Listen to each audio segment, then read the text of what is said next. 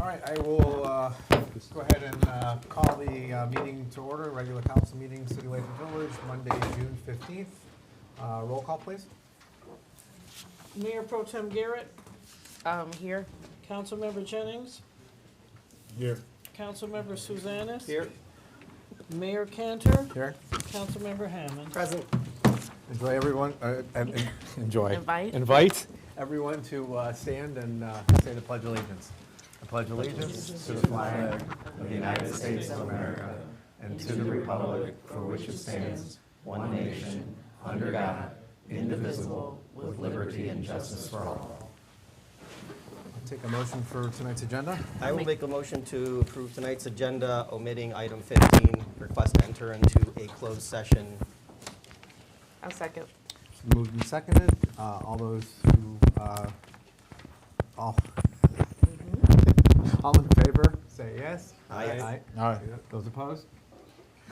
All right, agenda is approved. We'll move on to presentations. The first presentation is it's a proclamation for Responsible Fatherhood Month, which I need to find here. Yeah, okay.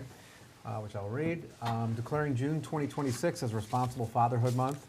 Whereas everyone deserves a chance to reach one's full potential, and we have a moral and economic duty to support our children and to promote positive outcomes for youth through early intervention, quality education, and family support programs.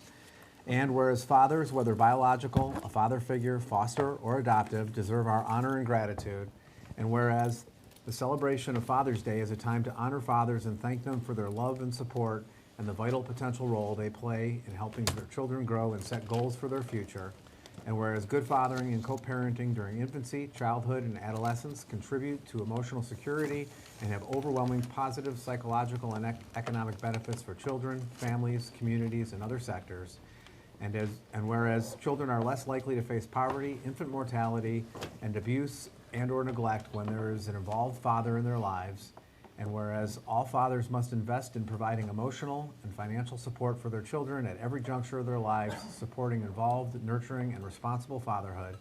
And whereas strong families are the foundation of thriving communities, which are essential as we address social challenges like addiction, teen pregnancy, crime, and school dropout. And whereas throughout our state, we aim to promote positive fathering and co-parenting to showcase providers of fatherhood resources and services, and to increase public awareness of the crucial role of fathers. Now, therefore, I, Bruce Kantor, Mayor of the City of Lathrup Village, on behalf of the Lathrup Village City Council, do hereby recognize June 2026 as Responsible Fatherhood Month. Lisa, do we have the proclamation for the... Do we have a one in the folder to give to... It's downstairs, I left it downstairs. Oh. All right, all right, 'cause, well, Adam, I know you wanted to, we can use the, Sergeant, or, no, and we're looking for the one with the seal on it and everything. Yeah. All right, well, why don't we move on to the water and sewer rate presentation, and then when we come back, we can get a picture. Thank you. Yeah.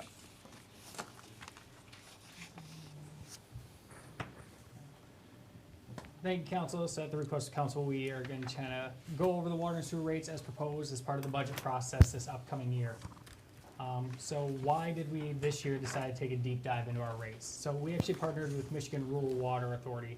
So internally, and as the residents know, we have a 4-unit minimum system with the city. With all the new staff coming on board, we realized this was very unique, and we kind of wanted to take a look at it and then potentially adopt more traditional system as utilized in other communities, which include a ready to serve plus usage that will actually reflect more appropriately what people are using. So this analysis included both water and sewer, and we did a deep dive in our operating costs, our upcoming infrastructure needs, some of our contractual obligations, and some of our long-term financial stability. So really we're looking to modernize our utility billing, ensure adequate revenues are there for everything we need. So right now, our current in our view, our utility rates currently are not sustainable. So if we were just to leave rates flat and go into next year, we'd be looking at almost a $500,000 deficit. So our revenues are generated under the current rate to maintain our infrastructure, meet our contractual obligations, fund our general operations, and then, like I said, we need to build our reserves for future system needs. As we all know, we have old water mains throughout the city that constantly need to be addressed. So without this adjustment, we're going to defer some maintenance some more. We're going to have increased infrastructure risks, and the future rate shock will become even more severe than it already is. So one of the biggest surprising things for people are most of our utility costs are fixed.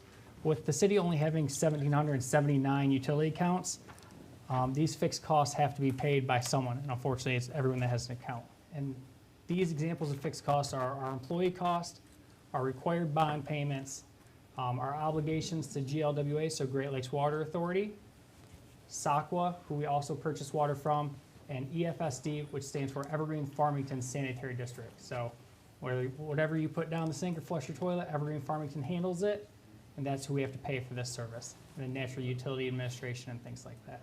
So overall, our expenses for the city, 73% of them are fixed. We have to pay those no matter what. And then our variable costs, I'll talk about in a second. But so our water fund for our fixed costs, as you'll see, staff and benefits, Lathrup services, so it's our DPS that helps manage our system, our SOCWA fixed costs, so SOCWA, people we purchase water from, they just assign us a bill every single year to help with their operations, make sure water makes it to the city. And then naturally, our bond payments that the city has issued to do investments.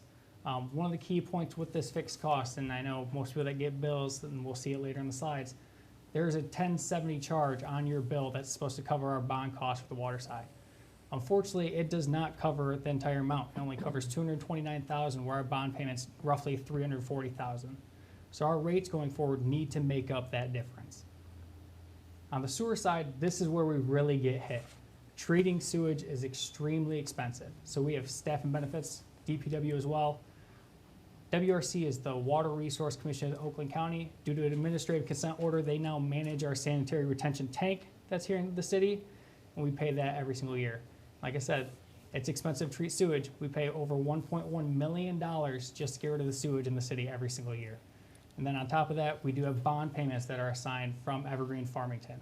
So we're looking at roughly $1.9 million that we will have to pay no matter what. And the bond payments are relatively new, right? The bond payments are relatively new, and they will just increase more in the oncoming years. Because as we have to upgrade our system, Evergreen Farmington has to upgrade theirs, and they pass that cost on to their member communities. So like I mentioned, our variable costs also need to be funded. So on the water side, we got our purchases from SOCWA. They bill us based off a meter. Next year, we're looking at $340,000 that we're gonna have to pay. Letter and copper lines, you've probably all seen that in the news throughout the state. Anytime we find one of those in the city foots the bill to pay that. So we need to be able to have some cash on hand to pay for that somehow. Paying for insurance for things go wrong. Naturally, we have utilities that we also have to pay that need to be funded. And then equipment maintenance and emergency repairs. So if we have a water main break, we need to make sure our crews have the supplies and everything to make those fixes. So one important note I want to make with your rates that we are proposing, they do not fund these major grant projects that we are planning over these next couple of years. The city council, specifically for this EPA project we're working on right now, they've allowed us to use some fund balance dollars to limit the impact for this. Can you spell it out instead of saying EPA? Environmental Protection Agency gave us a grant of roughly $980,000 to redo one of our water mains. However, we still had to come up with 20% of that plus engineering costs. Council decided to use fund balance versus putting that on the residents by increasing rates even more. So why are we looking to change billing structure? Our current format, as everyone knows, it's that 4-unit minimum billing that really no one likes. It's less directly tied to actual usage, and it gives us a lower recovery of our fixed cost. So our proposed structure is gonna go to a ready to serve. It's gonna have usage based on true consumption. So if you use 1 unit, you're gonna be charged 1 unit. And then it's gonna better align revenues with our actual system costs. I forgot how long I made this. So what is a ready to serve? So essentially, if you turn your water faucet on, you want water to get there. If you turn your sink on or flush your toilet, you want that water to go somewhere. That's what the ready serve is for. No matter what, this system needs to operate 24/7, and we need to pay for that somehow. So it covers the infrastructure, all lines in the ground, covers our debt obligations, our metering systems, some regulatory compliance that we have to pay for, and staffing. So these next few are probably the important slides, and you can find them in the packet as well. So our proposed water rates, take a picture, you're curious, but the bond charge is gonna stay the same as what was approved by the council a few years ago. And then we're gonna base everything off your size of your meter. So if you have a 5/8 inch meter serving your property, you're gonna pay $17.65 per month just to ensure water can get to your house. Naturally, the bigger meter you get, higher charge you're gonna get, as you cause a harder demand on the system, the bigger meter you have. So most residents have either a 5/8 or 3/4 inch meter. And then some other notes for you guys. Water rates from the city have only increased 18.5% since 2020, whereas GLWA and SOCWA have increased rates by 26.4% at least since 2020. So the city is also trying to play catch up from the past few years as well. And as mentioned, sewer rates are where we're gonna get hit the most. You all saw the slide earlier where we're paying at least $1.1 million just to Evergreen Farmington, just to get rid of our sewage. Naturally, we have to pay for that. So same thing as the water size. We base your sewage based off the water that comes to your house and your meter size. So the bigger meter you have, the more you're gonna pay.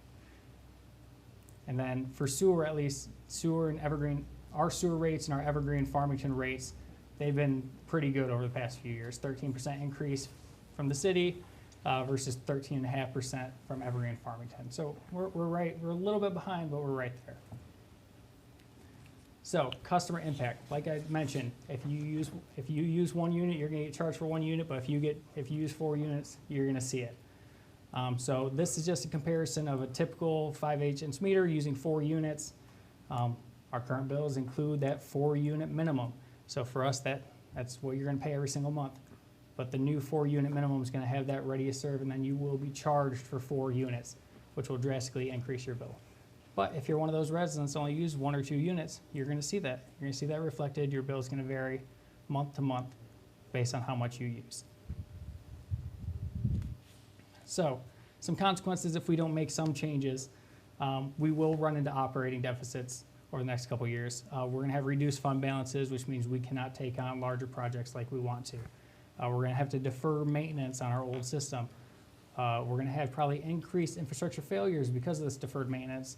We're gonna have greater future borrowing needs, so we're gonna probably have to issue more bonds to do more work. And then at the end of the day, we're gonna have to change rates at some point to pay all these bills, so you're gonna see even larger rate increases if we delay this even longer. So some of the benefits, I know seeing your bill go up, you don't really realize there's benefits to it. But for us, it's gonna support reliability service delivery. It's gonna meet our contractual obligations. It's gonna improve our financial situation and enterprise funds. It's gonna help us build some reserves so we can keep tackling some of our water mains. The fire chief showed up, so he knows how important addressing our water mains is. It's gonna reduce our risk for our emergency repairs. And the biggest thing, it's gonna position the utility funds for long-term success.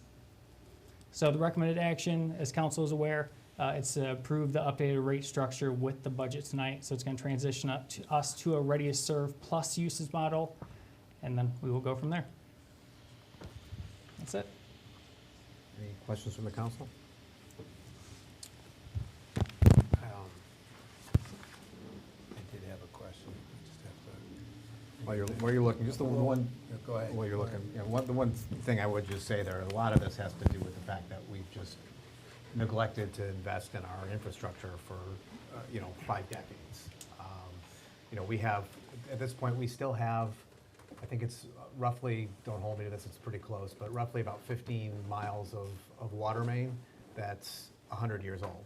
And then we've got another 10 to 12 miles that were put in before 1973. The life of a water main is supposed to be about 50 years. So if we've got 15 miles or close to 15 miles that are 100 years old and they're only supposed to last 50 years, that's telling us that we didn't invest in maintaining our infrastructure, and we're kind of paying the price for that now, unfortunately. John?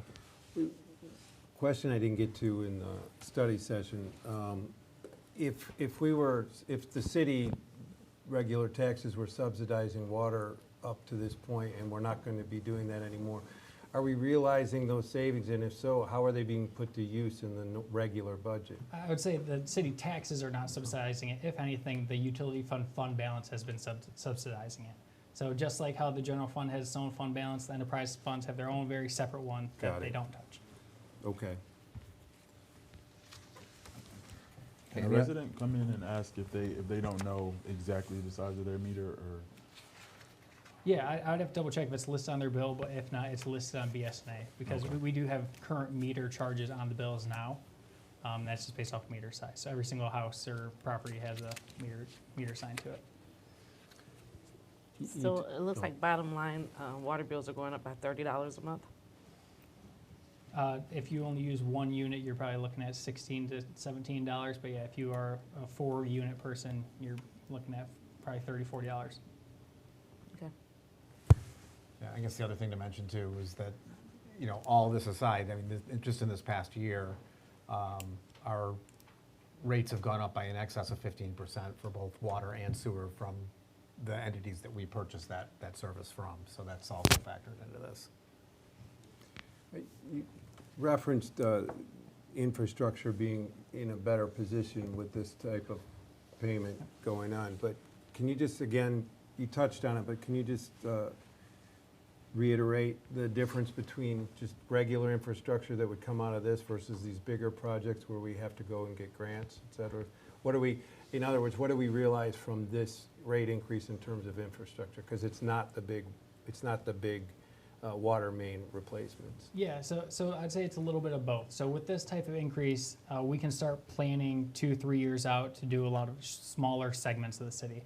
And I think I got it earlier today from Giffords. Unfortunately, I don't have it pulled up. But like even in 2023, we did 4 dead-end roads within the city. We still have multiple of those to do, and those are just funded through budgeting process, and those are only $150,000, $200,000 each time to do that. But however, if we are lucky and we do get these congressional directed spending grants, we're looking at $1.5, $2 million projects where all of a sudden we have to come up with 20% plus engineering costs. And that still And needs to that be, comes out of here as well. and that still needs to come out of here. Got So it. So it covers everything from our smaller projects for doing these dead-end water mains or putting in fire hydrants, or it will be to use as our match for the bigger projects that we're lucky enough to get grants for. Right. And I know you said it just now, and you said it more clearly in the other room. I just want to reiterate that we have not been passing the normal increases along at the rate that we were getting them on the usage for the past 5 years or so. Yeah, Right? Especially on the sewage side. I'd say on the sewage side, we've been good. Sewage side, we're only down about 0.5%. On the Oh. water side, we're down at least 8%. So we've increased water rates roughly 18.5% since 2020, whereas SOCWA rates, SOCWA GLWA, have been at least 26.5%, most likely even more based on what I could find. Last thing from me, these are dealing with a situation that we're in and et cetera. Is there any part of this that is dealing sort of with payback or crisis that potentially could go away in the future? In other words, is there any sort of hope that some of this will go down after X number of years? I'd say naturally the bond charge will go away once the bond's paid off. So that means part of the ready to serve will probably also decrease, as that's subsidizing the bond. But that's going to be up to future councils to see how they adjust. Naturally, GLWA is never going to decrease their rates, so I don't think we're going to see a time where we Right, can adjust right. things down. But there will be times where we'll be able to see, let's say, dramatic changes when bonds are paid off. Okay, and last, I know I said last, but, You did that in there too. yeah, I know. Pence Ultimate. No, this is the last one. Well, now I'm going to make it the last one because I can't think of the other one. Sorry. Lost my train of thought. I do remember. Of course. You mentioned in there, I just wanted again to reiterate that while we haven't looked at this holistically in a long time, it's the intention of administration and council that we do this on a potentially as often as biannually or semi-annually, but certainly on a more regular basis. Yeah, for the first year, Finance and I will look at this in about 6 months to make sure it's working like we're hoping. And then just like every year, water rates will be reviewed on a yearly basis with council to make sure our revenues are meeting our needs. So everything could change next year based off what council decides to do, whether it's projects or changing operations, things like that. But yeah, our initial year 6-month review will take place internally. Okay. Will you have a short way to update the residents on the water bill about this, like a short and sweet letter or something. Yeah, we're gonna think of a little mini fast education campaign. Naturally, this will go in effect July 1, so it'll be the water bill you receive that first week of August that you'll really see this change. Okay. I was just looking at the water bills online in BSA. It does not indicate the size of the meter for individual properties, not for a resident. So maybe including in that notification, if you're curious about which one of these metering categories you fall into, please contact the city. Anything else? All right, and let's circle back to the proclamation that we made. Adam, we'll get you one with the seal and everything on it, right? We can do that, I assume. I hadn't put it on because I couldn't fit it on the bottom, that's what I was Yeah. saying. Oh, okay. I will redo it and make it Right, work. and we'll get to one, but I know you wanted to get a picture of your organization, so we can have you guys come up and we can have council come out there so you can get that picture, so you guys can.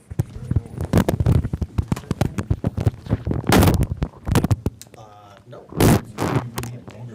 Hey, Bruce, who are we taking a picture with? Yeah, what is Oh, this? I'm sorry, what's your last name again, Adam? Last name Revan, Adam Revan, Faith Director, Citizen Defending Freedom. And thank you to the Mayor, Mayor Pro Tem, and City Council for an important segment of society, so thank you for recognizing Yeah, that. he was the requester for, What's the name of the organization? Citizens Defending Freedom, we're out of Florida.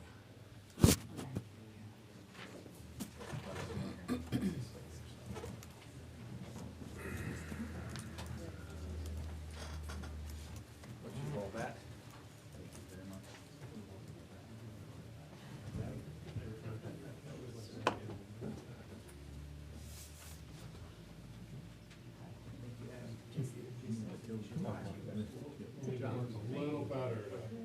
Scratch, everybody go 45 degrees. On the front a little bit. In front of your brothers. Yeah, they're getting out of the picture, yeah, squeeze that, there you go.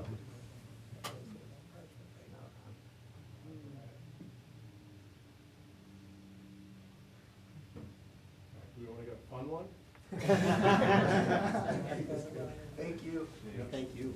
Sir, Thank you, yes, I'm sorry. I'll get you one on different paper and fit the seal on. Do they know where, how to get that to you? And you can, yeah, but you can give me your number and I'll call you. Thank you. And I'll call you tomorrow. Yeah, thank you. Thanks for bringing this up. Thank you. Okay, moving on. We will move on to public comment. So this will be public comment for items that are on the agenda. Residents or anyone in general have 3 minutes. And if you'd like to make public comment, please step up to the podium, state your name, and you'll have 3 minutes for your comments.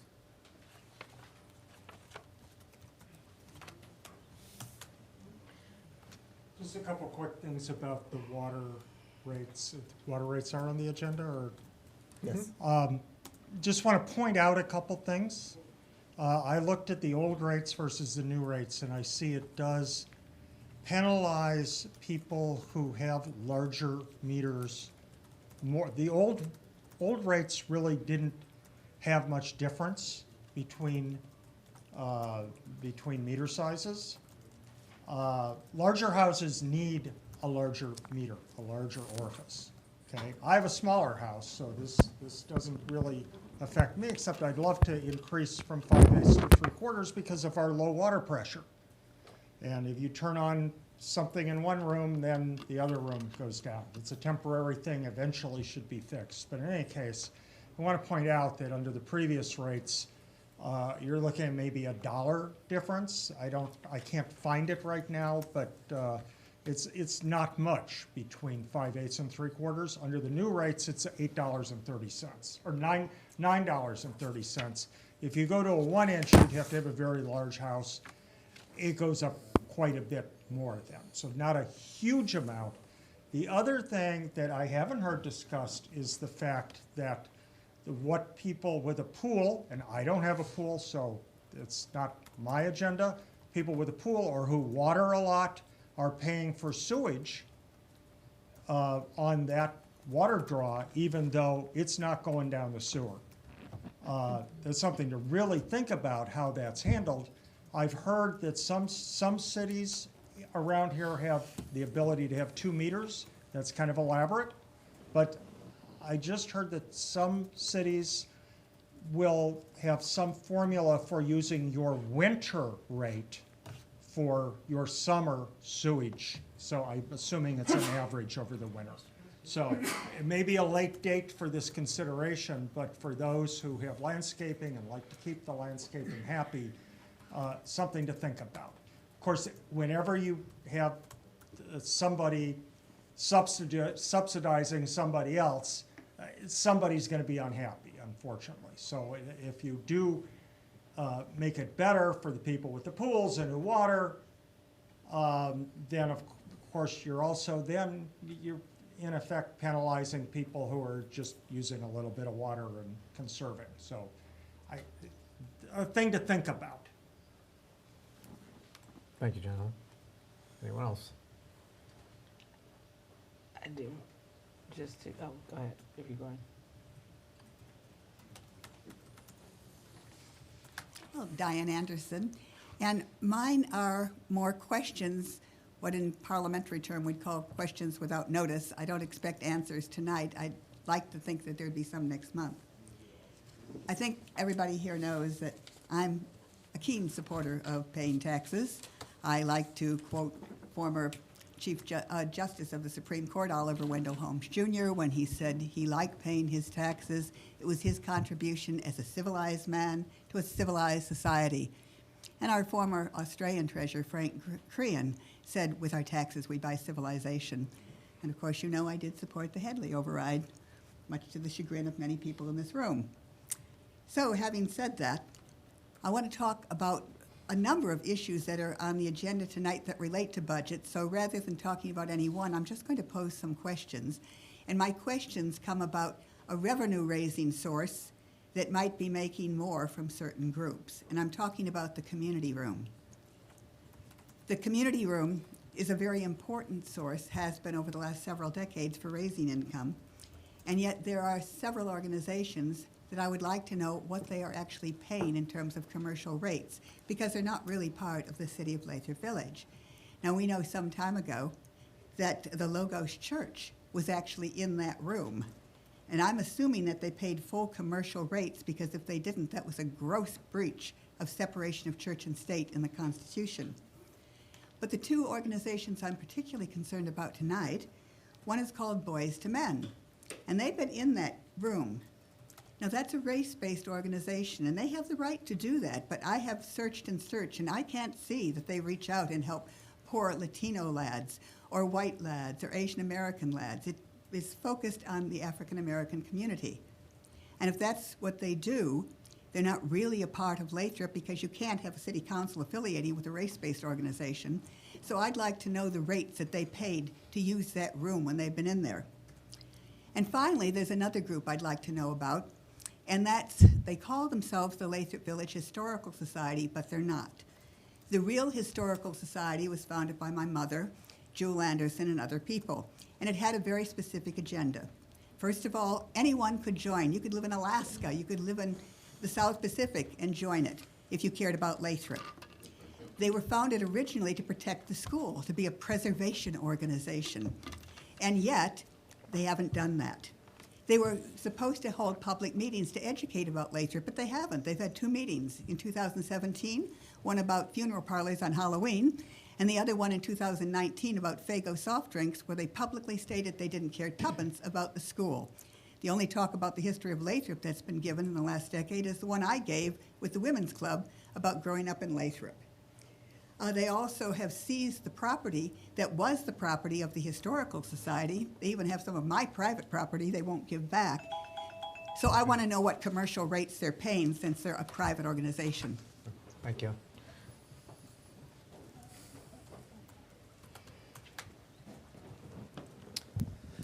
Good evening. Timothy Hillman, San Quentin. I typed out my remarks, but in true Timothy Hillman fashion, my phone's at 4%, so hopefully this doesn't crash and burn. For anyone unfamiliar, residents raised nearly $6,000 to purchase and install an auxiliary flagpole here at City Hall. More than 75 people contributed, and I'm here tonight to thank everyone who made that possible, including many people in this room, including Mayor Kantor, Mayor Pro Tem Garrett, and Councilman Hammond, who made personal donations. So thank you. Those contributions will cover the pole and installation, along with a high-quality state of Michigan flag to fly when no commemorative flags are being displayed. I also want to thank Rocket Enterprise, that's the Flagpole company, for honoring its 2025 quote despite cost increases on its end. That helps us make the most of every dollar residents contributed. While we await road commission approval, I'll be reaching out to community groups that may be willing to help landscape the base of the pole. I'm personal friends with several people in our nature club, for example, that I'm confident would be very helpful in that effort. Also, I encourage council to consider acquiring a centennial flag to honor Lathrup Village's 100th year. Huntington Woods has done something similar. In their form, they are street posts, small banner flags along 11 Mile Road. I noticed them. I think our auxiliary pole would be a fitting place to mark that milestone as well.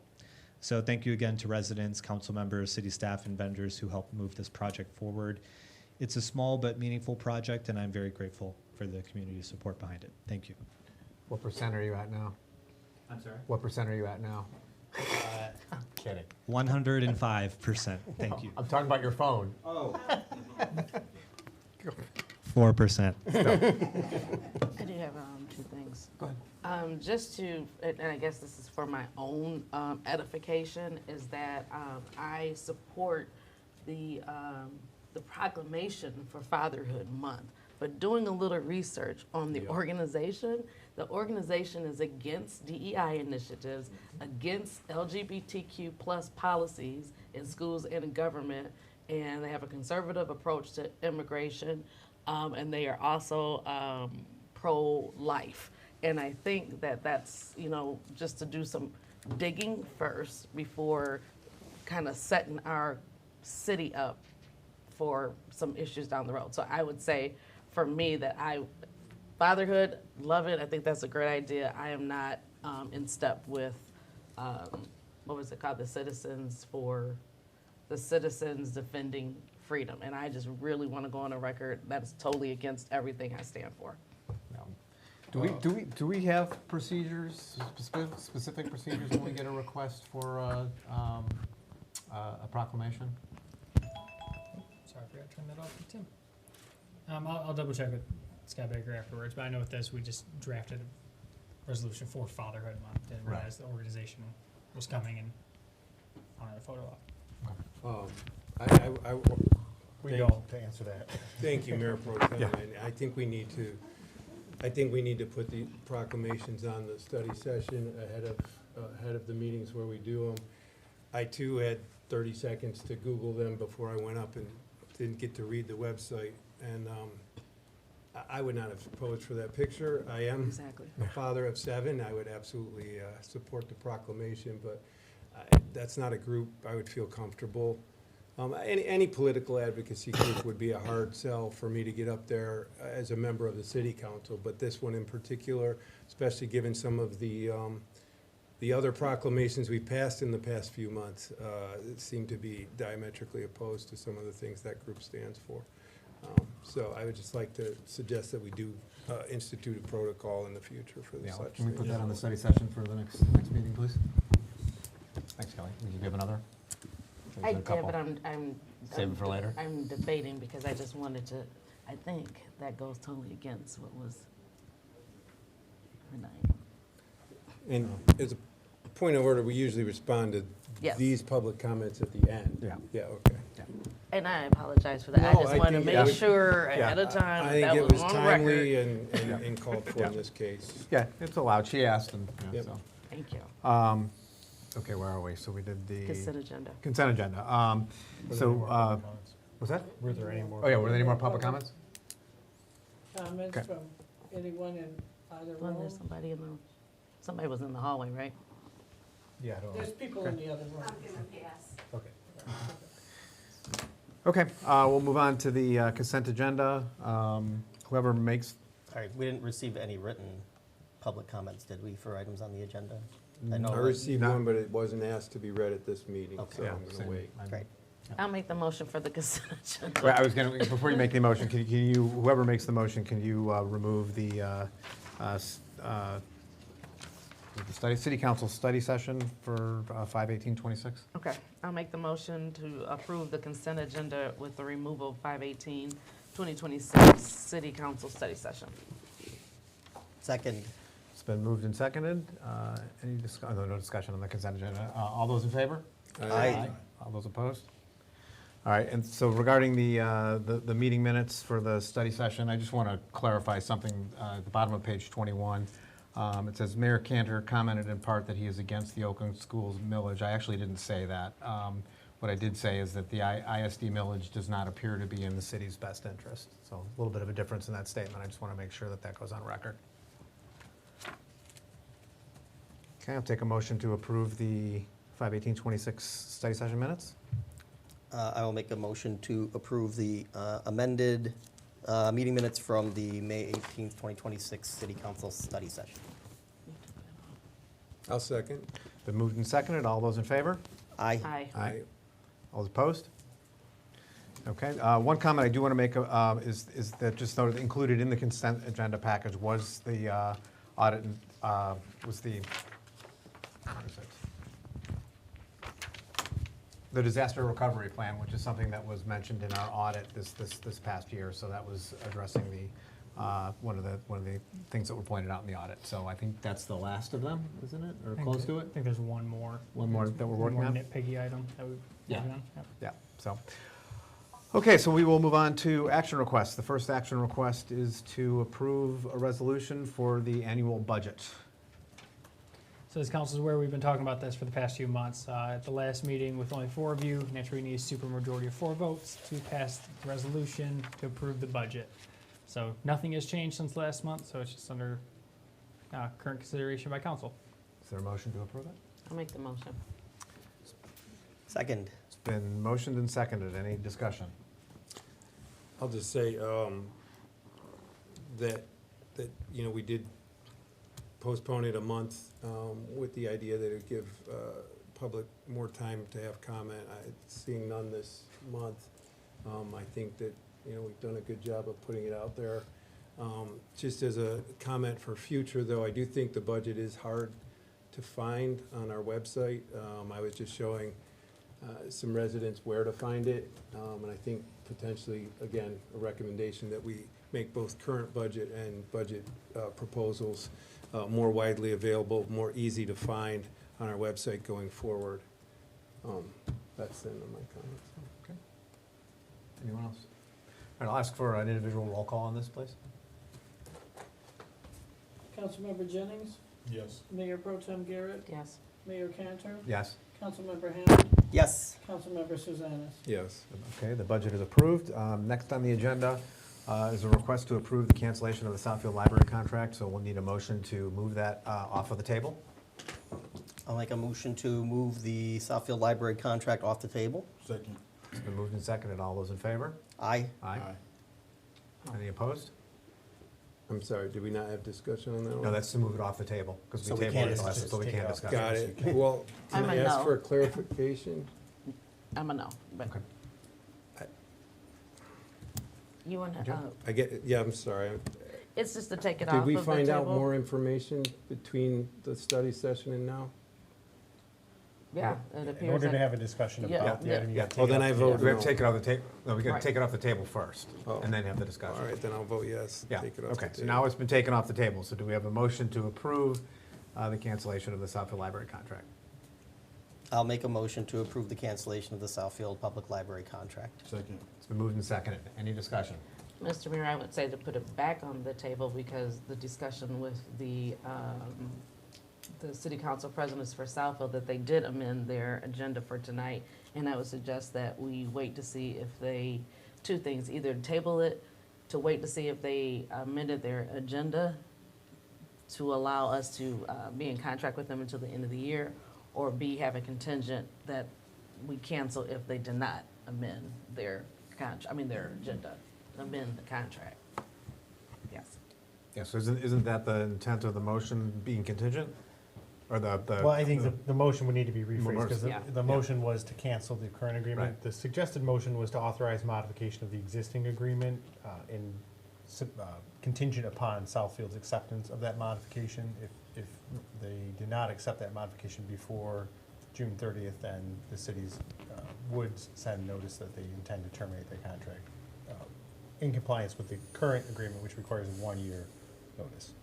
So I'll adjust my motion and move to authorize modification of the existing contract with the Southfield Public Library to reduce the termination/cancellation notice period from 1 year to 6 months, contingent upon approval of the same modification by the Southfield City Council. If the Southfield City Council does not approve the proposed modification before June 30th, 2026, the contract shall be terminated in accordance with the current contract provisions requiring 1 year's notice of cancellation. Second. It's been moved and seconded. So, Scott, is there any, I mean, to Kelly's point, is there any risk in having a contingent motion? I mean, depending on what they do or don't do?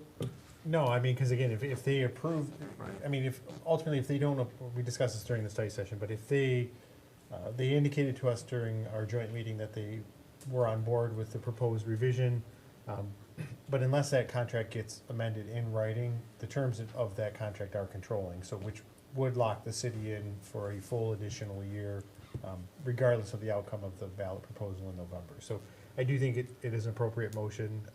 Again, if they approve that, if they have approved it at this evening's meeting, or if they're to have another meeting before June 30th and approve that agreement or that amendment in writing, then there's no need to send the cancellation. But since this body doesn't anticipate meeting prior to June 30th, tonight is your opportunity to take that action. We actually do have an agenda item to talk about scheduling a special meeting. Yeah, but I thought Mike said that was potential. Yeah. We're jumping ahead. Yeah, Yeah. it's completely tentative, and it's a different item, but we're planning to set one. Doesn't necessarily mean we need one. So that's why we're requesting the contingent motion, just in case. Bruce, just a real quick question along the same lines. The other item that we're probably tabling tonight, is that gonna happen in June? The rescheduling? The review? evaluation? Yeah. Yeah, so that, we'll either do that, so if we do end up having a special meeting at the end of June, we can do it then. If not, we would do it in the July meeting. Oh, we wouldn't do it June. Yeah, special that meeting one's just not for tied that. to hard deadlines. All right, I was just wondering if we could make it a Yeah. 3-agenda special meeting. Is there any other discussion?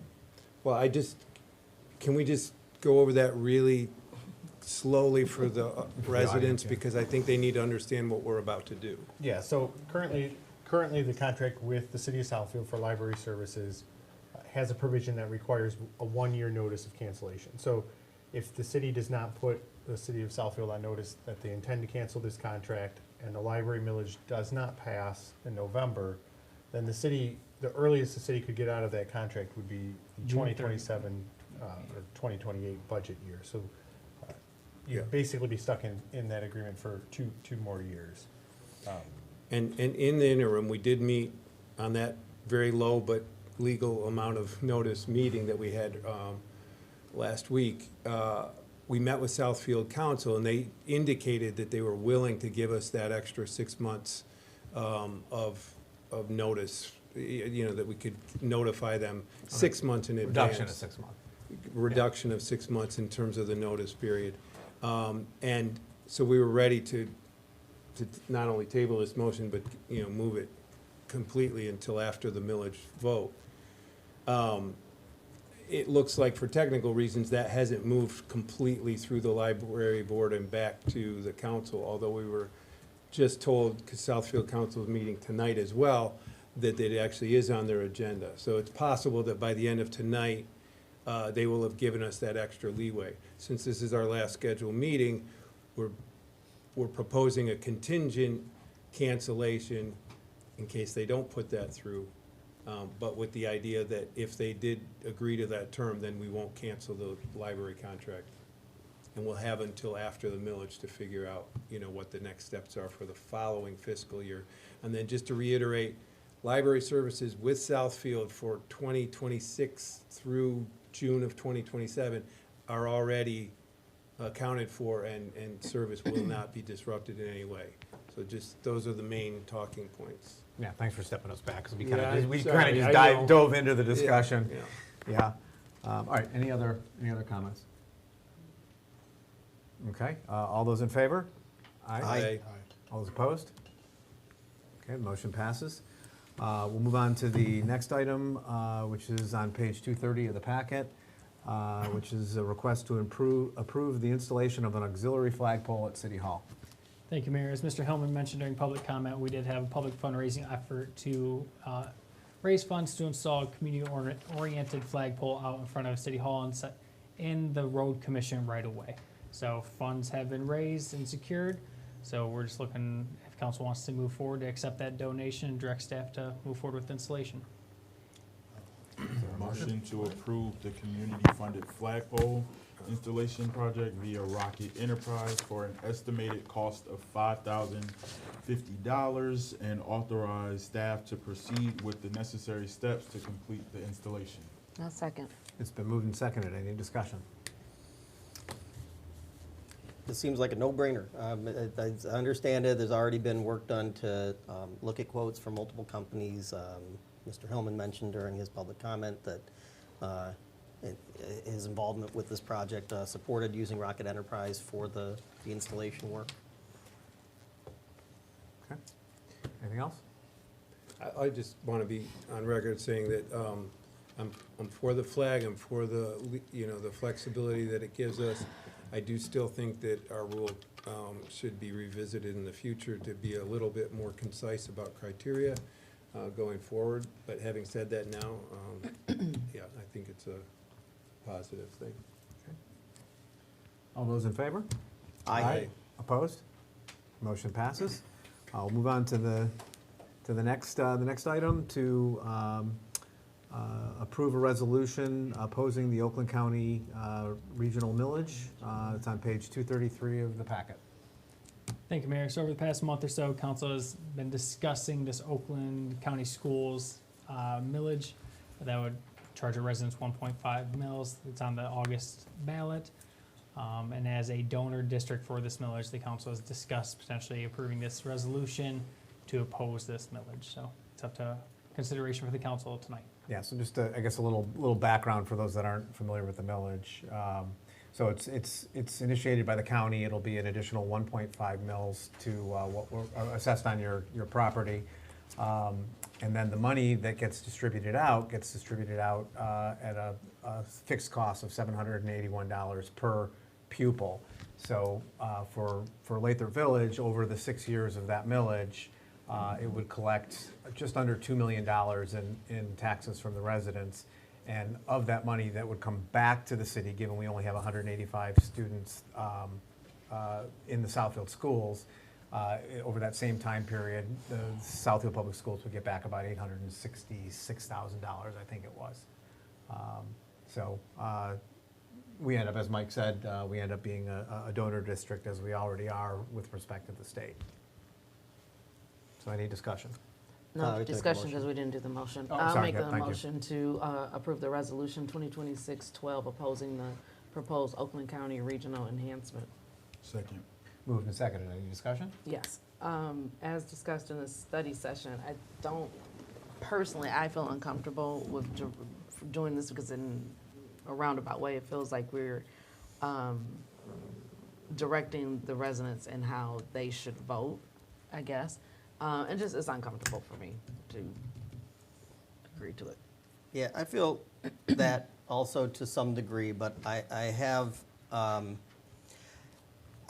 feel like it's not necessarily, it is giving an indication to residents, the people who are going to be voting on this in the city, how the city government feels about this, and trying to convey what we perceive the impact of this measure getting approved by voters in the county can have on our community. That said, like as the mayor pointed out, we end up being a donor district. We don't get back as much as we put into it into our own school district. I have had several residents talk to me about the impact that of having a broader community of educated people has on our community. Right, just because not all of the money that our residents would be paying into this, as a result of this millage, is coming directly back to Southfield Public Schools. There's a benefit to providing additional funding to districts throughout the county that we experience kind of indirectly. The issues I really have with this millage is based on what I have heard from other elected officials.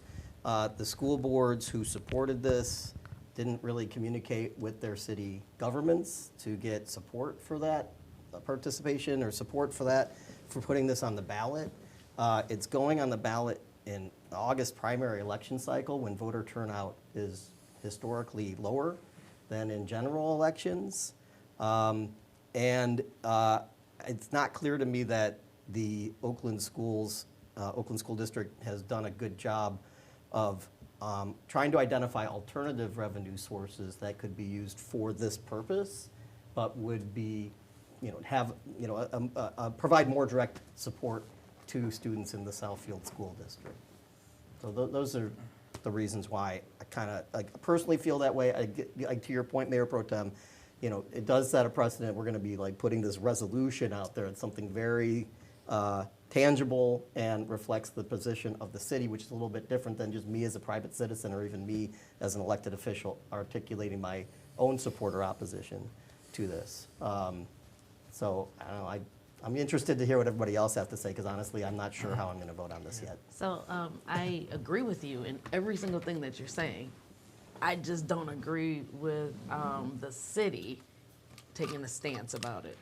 I just think that is the precedent that we're setting is, in a way, and it might not be the right word to say, is you're influencing a vote at a government, at the government level, and I have, just issues with that, where I think that residents need to be informed thoroughly, and I agree with not enough information, but I really don't think that we should be in the business of opposing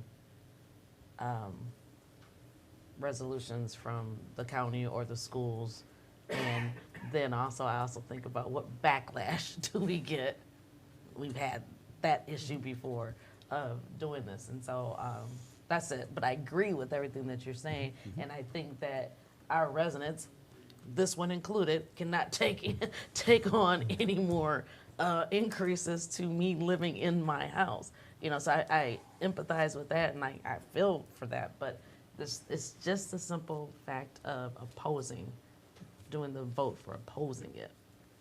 Yeah, I'll just say what I said in study session too. I agree, it does set a precedent, but I think in this case, it's I think you gave the example. What if the state put something on the on the ballot? Would we set up a resolution opposing that? And my thought is, well, if it's something that's going to not be good for the city or not help the city out effectively, I think we should make the resolution. But we kind of didn't do something like what the state was trying to do or is trying to do. I forgot what the House bill is, to take basically away local control regarding zoning. We didn't bring that to the council as a whole and inform our residents for that, where we should have definitely, if anything, been doing a resolution opposing House Bill. And you can fill in the blank, Alyssa, because I can't, at least because I can't. It was a package of bills. Yeah. So I mean, it's. But we should have, and other communities did Yep. pass a resolution against those. But so I don't see this as being all that much different than that. I mean, how is? I would say that that's different than this, because that directly affects this council in the way that we do the zoning and how we accept businesses and building, and that's a direct effect to the council as a whole, as a government entity. This one is more where it's going to affect. It's going to sound crazy now that I'm listening to my voices in my head. It does sound. The other one is basically telling. We're still. It makes me feel like we are trying to get the residents to vote a certain way. Yep. This other one directly affects both the council and the residents. the House bills regarding the zoning. Yeah, I think Clean it up, John, a for re- me, a 'cause really I know you important- got. a really important point that you're kind of trying to get to Thank is you. that the House bills were not voted on by residents. Right. It's not on the ballot. This Right. one is on the ballot, Right. and that's a huge difference between those two. Right. Well, in Thanks. study session, the supposition was that it was on, if it was something that voters were going to be elected on, which is why I just pulled that out as an example. Fair enough. So, Jalen, did you want to? You can go ahead. Okay, so I am going to reiterate a few things I said in study session, so bear with me, but I think a couple of things. My number one is I don't like the precedent, especially because it doesn't affect city governance. It does affect the residents' taxes, which is why the residents are given the opportunity to vote. I also think that while there are many reasons to argue against this millage, there are also some reasons to vote for it, and I don't know that I'm comfortable weighing in at an official level on one side or the other. I think while it's true we'll be technically a donor area, public schools always depend on donor segments of society, whether it's old people, whether it's communities that have fewer students than another community. I also think that the donor thing shouldn't be overstated because we also, students who are going to charter schools from our community would also benefit, as would school of choice kids. The money would follow them out of our district, yes, but it would go to our students. So those are some arguments for considering it. On the other hand, we know that most of the money is going to go north, and north has a lot of money already. So I think there's ways to look at this, and I just don't feel like this particular issue is one where the city should step up and have an official position. Yeah. I would argue one point on there, as you said, it doesn't affect our governance, and I think it does have the potential to affect our governance, because if this passes in August, which again, I agree with you, it's not great that they have this in August when they're going to have low turnout, but if it passes, so that's another additional 1.5 mils on our residents. And then in November, we put a library proposal on there for 1 mil. Well, what does that do to the likelihood of that passing? So I do think it can have an effect on the city and our governance, because if it affects our library millage, then we may be without a library. But all school millages ultimately would have the same sort of, trade-offs for taxpayers. And we're not coming out against all school millages, I don't Right. think. Right. Well, I don't think I'm guessing here, I don't think anybody up here doesn't want to support the schools. I mean, No, I know. I'm single and I voted for every single millage personally. So like Kelly said, it's hard to put together a resolution like this. Yeah. But The other thing, while I do think it's interesting that none of the school districts approach their city councils, I would argue that city council has not been approaching the school districts that I know of about the millages that we're proposing, and maybe a path forward would be something where we did have more communication along those lines. I don't know, but I don't think that's a reason to vote for or against the resolution, but. I did want to state that the city of Southfield has already passed a resolution like this, and they did directly come to us to ask us to pass a resolution about this. But that's not a reason why we should vote for or against this specific motion. It's just information. I want to make sure people know. I did want to make one other comment. Jason, you found out a lot of stuff about this that I didn't know, and did a lot of work, and I think what you did, you can, one, share, and two, others can do as well, and I encourage them to do that. But I don't want to be the proxy for that kind of consideration. I feel like I'm not suggesting we do a whole bunch of town halls about this, but I do want to say that during when the Headley override vote was going to be on the ballot, the city did a lot of outreach to communicate to residents about the facts of that vote. I think that maybe we could use some of the lessons learned from that experience to get information out through similar channels that don't involve a resolution like this. And just for a reference point, I'm sorry, the House bills are House Bill 5581 through 5585, and House Bills 5529 through 5532. Yeah. And ultimately, that's what I was bringing up in the study session is more education, instead of opposing it, because ultimately it's kind of us speaking for, the entire city, and we don't exactly know if everyone, maybe people are in support of it because ultimately there are dollars going to the school. But I'm having a tough time with this one because I do understand that Southfield already sent theirs out, and I feel like we want to be in support and working together with Southfield. But I feel like we've talked about this so many other times where we, it's like you can't state your case, you can't state your claim, and so I'm just hoping we're not doing something that could, bring backlash to us, just because we've talked about it so many times in the past where we couldn't really say if we were for it or against it. So, Well, Scott, do you want to talk about the distinction between that like you did in the Yeah, study I can session? address it. While we're talking, I just got an email regarding the library contract. So, but yeah, no. So Public Act 269, which is what limits public bodies' ability to support or expend funds to advocate for or against a candidate or a ballot proposal. It doesn't preclude the city or city officials from disseminating factual information regarding the proposal. It doesn't stop any one of you as an individual from expressing your personal viewpoints on it, but it is that public expenditure of funds for advocating or for or against a proposal that would be precluded. Okay. Any other discussion? I think, Jalen, your point about potential backlash because of the discussions that we've had with the City of Southfield City Council up to this point is valid.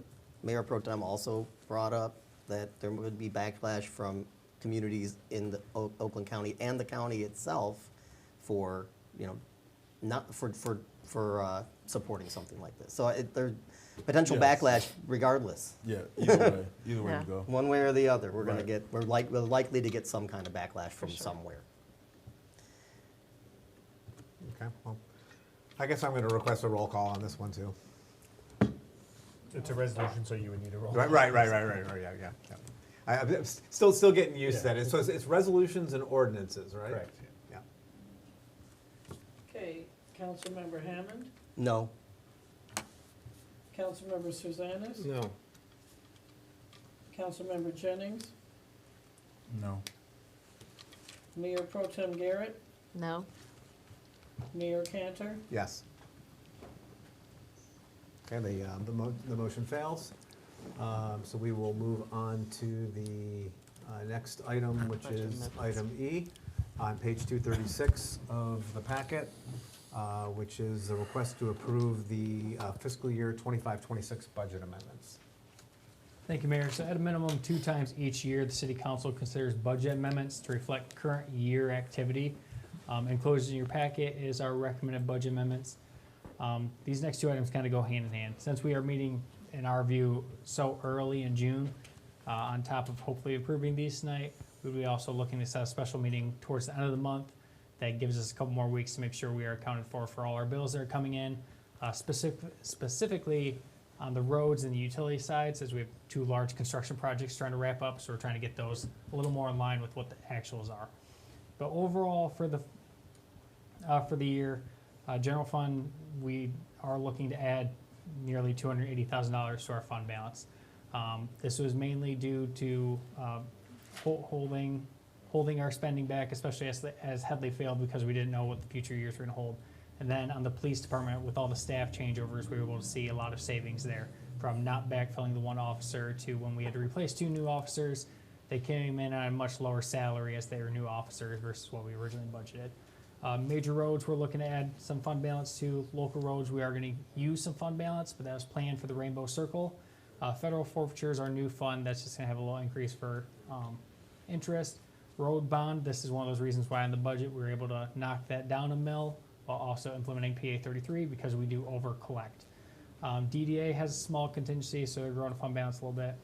Utility funds, water looks like it's going to take a hit right now, but that's just due to our large water main project that's ongoing, and then we will be reimbursed as it's a grant. But unfortunately, that grant's not gonna mostly be reimbursed until next fiscal year when you'll see it on the books. And then sewer side is just gonna take a hit as we have naturally, as we talked about when we were doing the presentation, it's expensive for sewer, and we had less sales than we anticipated.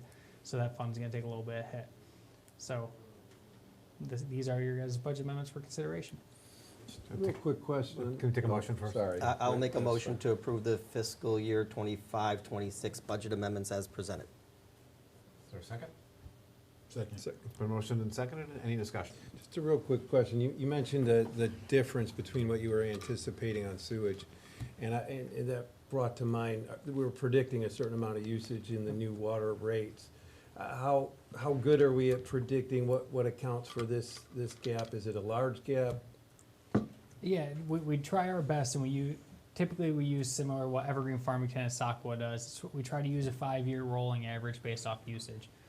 Just really, especially in the utility game, it's a wild card every single year. For example, since our utility rates and bills are based off water usage, if say we have a very wet year, people are using less water, then we're going to take a hit on the sewer side as well. So things like that, and since the sewer rates are lower than we'd like and the bill's so high and what we have to pay for like Evergreen Farmington, even if we're off by say 5,000 units, it starts adding up really fast. And one other question, that contingency, that general fund growth, do we know that that's like a timing thing and that money is, gonna dissipate in the coming fiscal year, or do we think that's actual contribution back to the general fund? So as of right now, this is very close to what we think is going to be added to the fund balance as of June 30. Naturally, that's why we're asking, next item is for this special meeting. For example, the general fund doesn't really have a lot of major projects going on. The biggest one this year was the roof. We have accounted for that in these amendments, but there are gonna be random things that we just didn't catch or realize, hey, this bill comes in June 20th versus July Right. 4th that Right. we didn't account for, but we should be adding a Oh, substantial I'm amount. sorry, I didn't mean, Yeah. I understand what you're Yeah. saying, and I appreciate that answer. I guess I'm thinking more along the lines, in the way that the sewer fund, I think you said, it's gonna go down, but then we're gonna get that money back.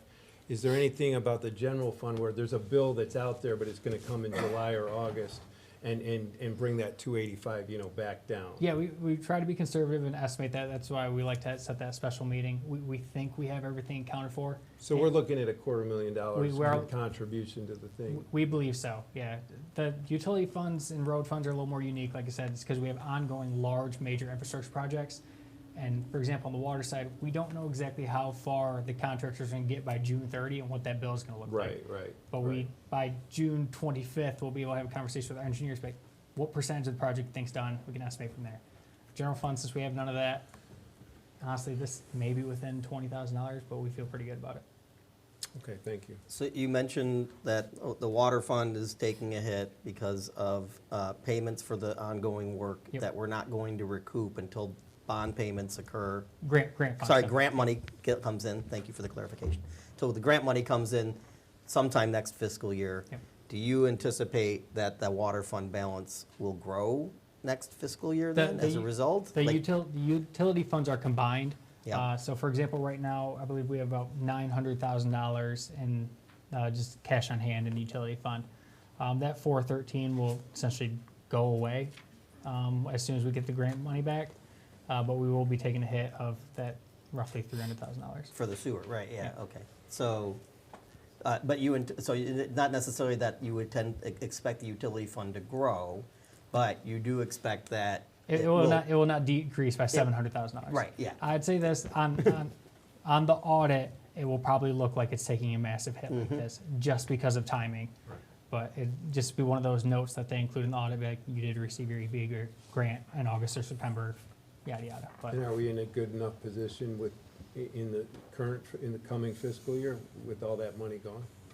yeah, and that's another reason why we want to address rates too. So when we approve that with the budget, yeah, we have enough fund balance to eat all this, and then with the adjusted rates, we should be fine. And then Going naturally, going forward, it'll just be addressed on a year-by-year basis. Okay, thanks. Any other discussion? All those in favor? Aye. Opposed? Okay, the budget amendments pass. We'll move on to the next item. There is nothing in the packet about it, but, or special page anyways, but that's a request for a special meeting for the end of the year budget amendments. Yep, so I think I included it in the same memo, Yeah, same but memo. yeah. So naturally, we are trying to do a special meeting tentative. Naturally, once Michelle's on vacation this week, we'll do more analysis next week and we'll have a better idea. Like I said, most likely we'll need one just to be on the safe side. Based on staff available dates, we're looking at June 25th, 29th, and naturally the last day of the month is 30th. So we're just looking for council availability to tentatively set a special meeting and do another round of budget amendments. I'll make a motion to set a special meeting to discuss potential additional budget amendments for June 25th, 2026. Second. Moved and seconded. Any discussion? I picked that date because at this point, I don't think I'm going to actually be in town the last week of the month. Yeah, so. same here. Oh, I thought you were going to save it on the 25th. Yeah, the 25th. Yeah, no, I didn't want to pay for Yeah. No, 25th is not good either, but you don't need me. I'm just saying that that's what worked for me, and that's why I made the motion. I'm happy to consider any alternatives that people might John, prefer. can you make that? I can make the 25th. Jalen, can you make that? I can't. Oh, boy. I only need 3 of you, you guys just gotta pick a time as For well. budget amendments, don't we need 4? We only need 3. Only need 3. You said the 25th, 29th, and what? 25th, 29th, and 30th, On what time are we talking about on the 25th? and it's up to you guys. And how long would it take? Should be a short meeting. Once again, it's up to you guys. I don't see anything super controversial with the last round of budget amendments. Really, like I said, it's gonna be really accounting for these large projects we got going on. What time? Depending how much you guys wanna talk in What time public. you can make it? Like 4:30? 4:30, 4:30. 4? Can we do 4? Just I'm- I'm good with 4. I'm good with 4, I believe. Yep, me too. Yeah. So, June 25th at 4 o'clock. All those in favor? Aye. Aye. Opposed? Okay, the meeting's been scheduled. Move on to item G, which is on page 251 of the packet, to approve a resolution authorizing the execution of the legal services agreement for the 3M and Dupont public drinking water settlements. Thank you, Mayor. So this is actually a request from our director and legal counsel at SOCWA. So they recently met with reps from Stag. Mr. Baker, how do you say his last name? Oh, I thought you knew. No, They're- no idea. But we have SOCWA is partnered with another law firm along with numerous other GLWA communities regarding the ongoing PFAS settlement opportunities associated with the national film forming foam litigation involving 3M and Dupont. So this is just an opportunity for us to partner with this law firm along with all our SOCWA colleagues to potentially get some settlement money. Based off our sampling, highly unlikely that we will have any concern or actually receive any funding from this. But it's one of those cases where naturally the law firm does not get paid unless we receive anything. So for us, it's no harm, no foul. And our SOCWA team thinks it's the best interest of all the member communities. I'll make the motion to approve resolution 2026-13, authorizing the execution of the legal service agreement for the 3M and Dupont public drinking water settlements. Second. It's been moved and seconded. Any discussion? So you don't anticipate that there actually will be a payout from this, but it seems like the water, SOCWA, I assume that they're thinking the more SOCWA member communities that participate, the better the case, or at least it I politically think looks it's more better? GLWA communities, and we got to figure out from actually the legal side of it. It's how are they determining distributions? Are they just doing one big distribution with GLWA and then GLWA distributes to its member communities, or is it actually going to go community by community?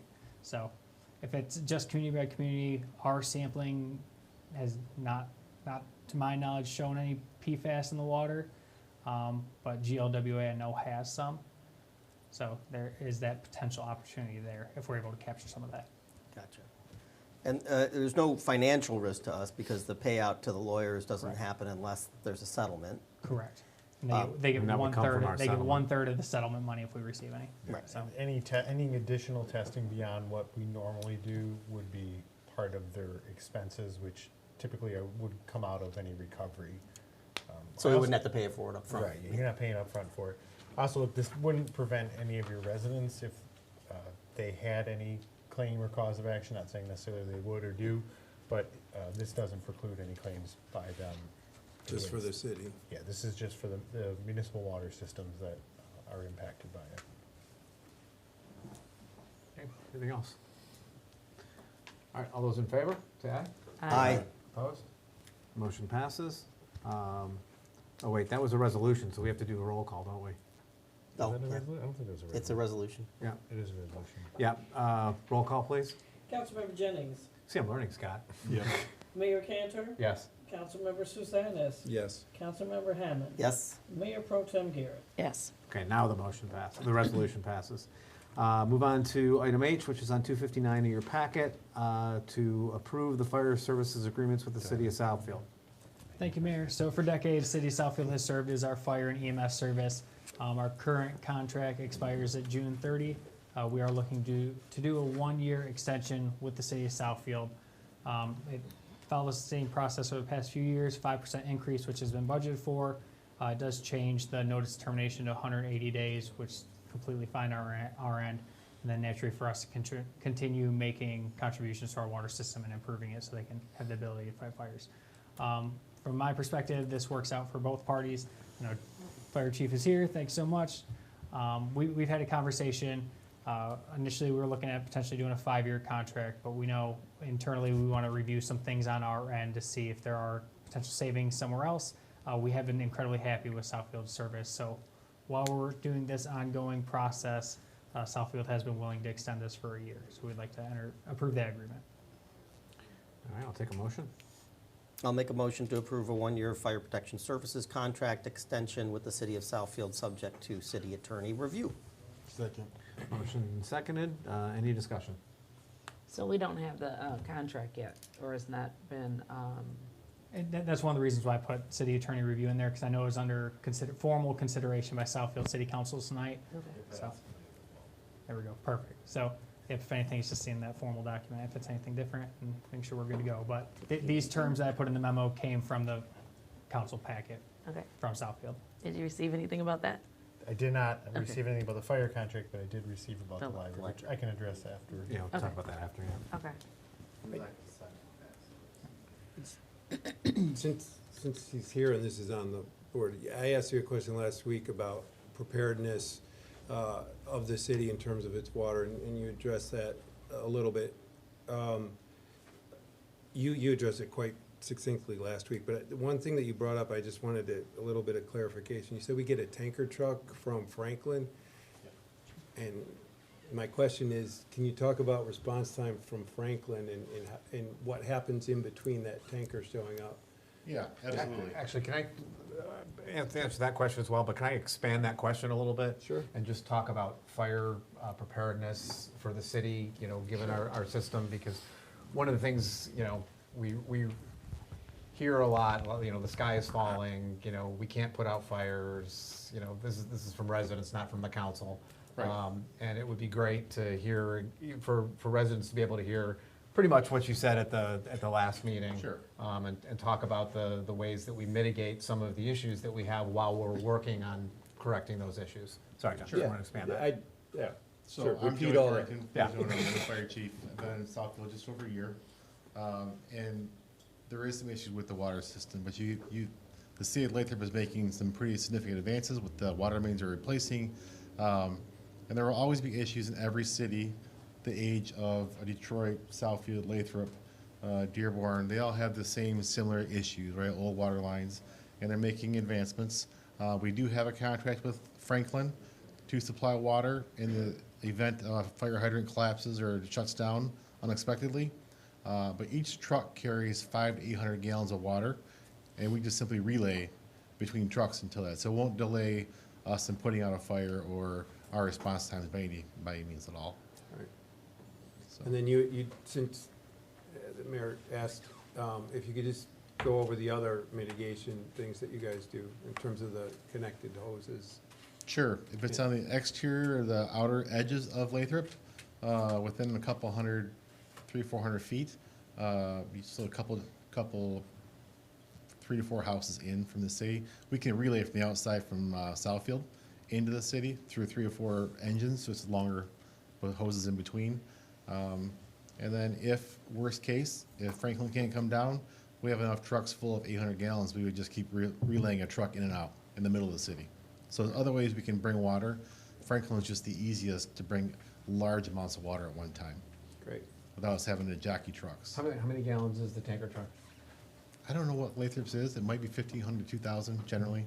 It can be between 1,500 and 3,000 depending on what truck they have. Yeah. I'm not, I've never actually seen it. We've always relayed, to be honest, since I've been Yeah, here. well, I know we used it with the little crossfire, because Yep. they use it for the deluge gun. Yep, yep. Yeah.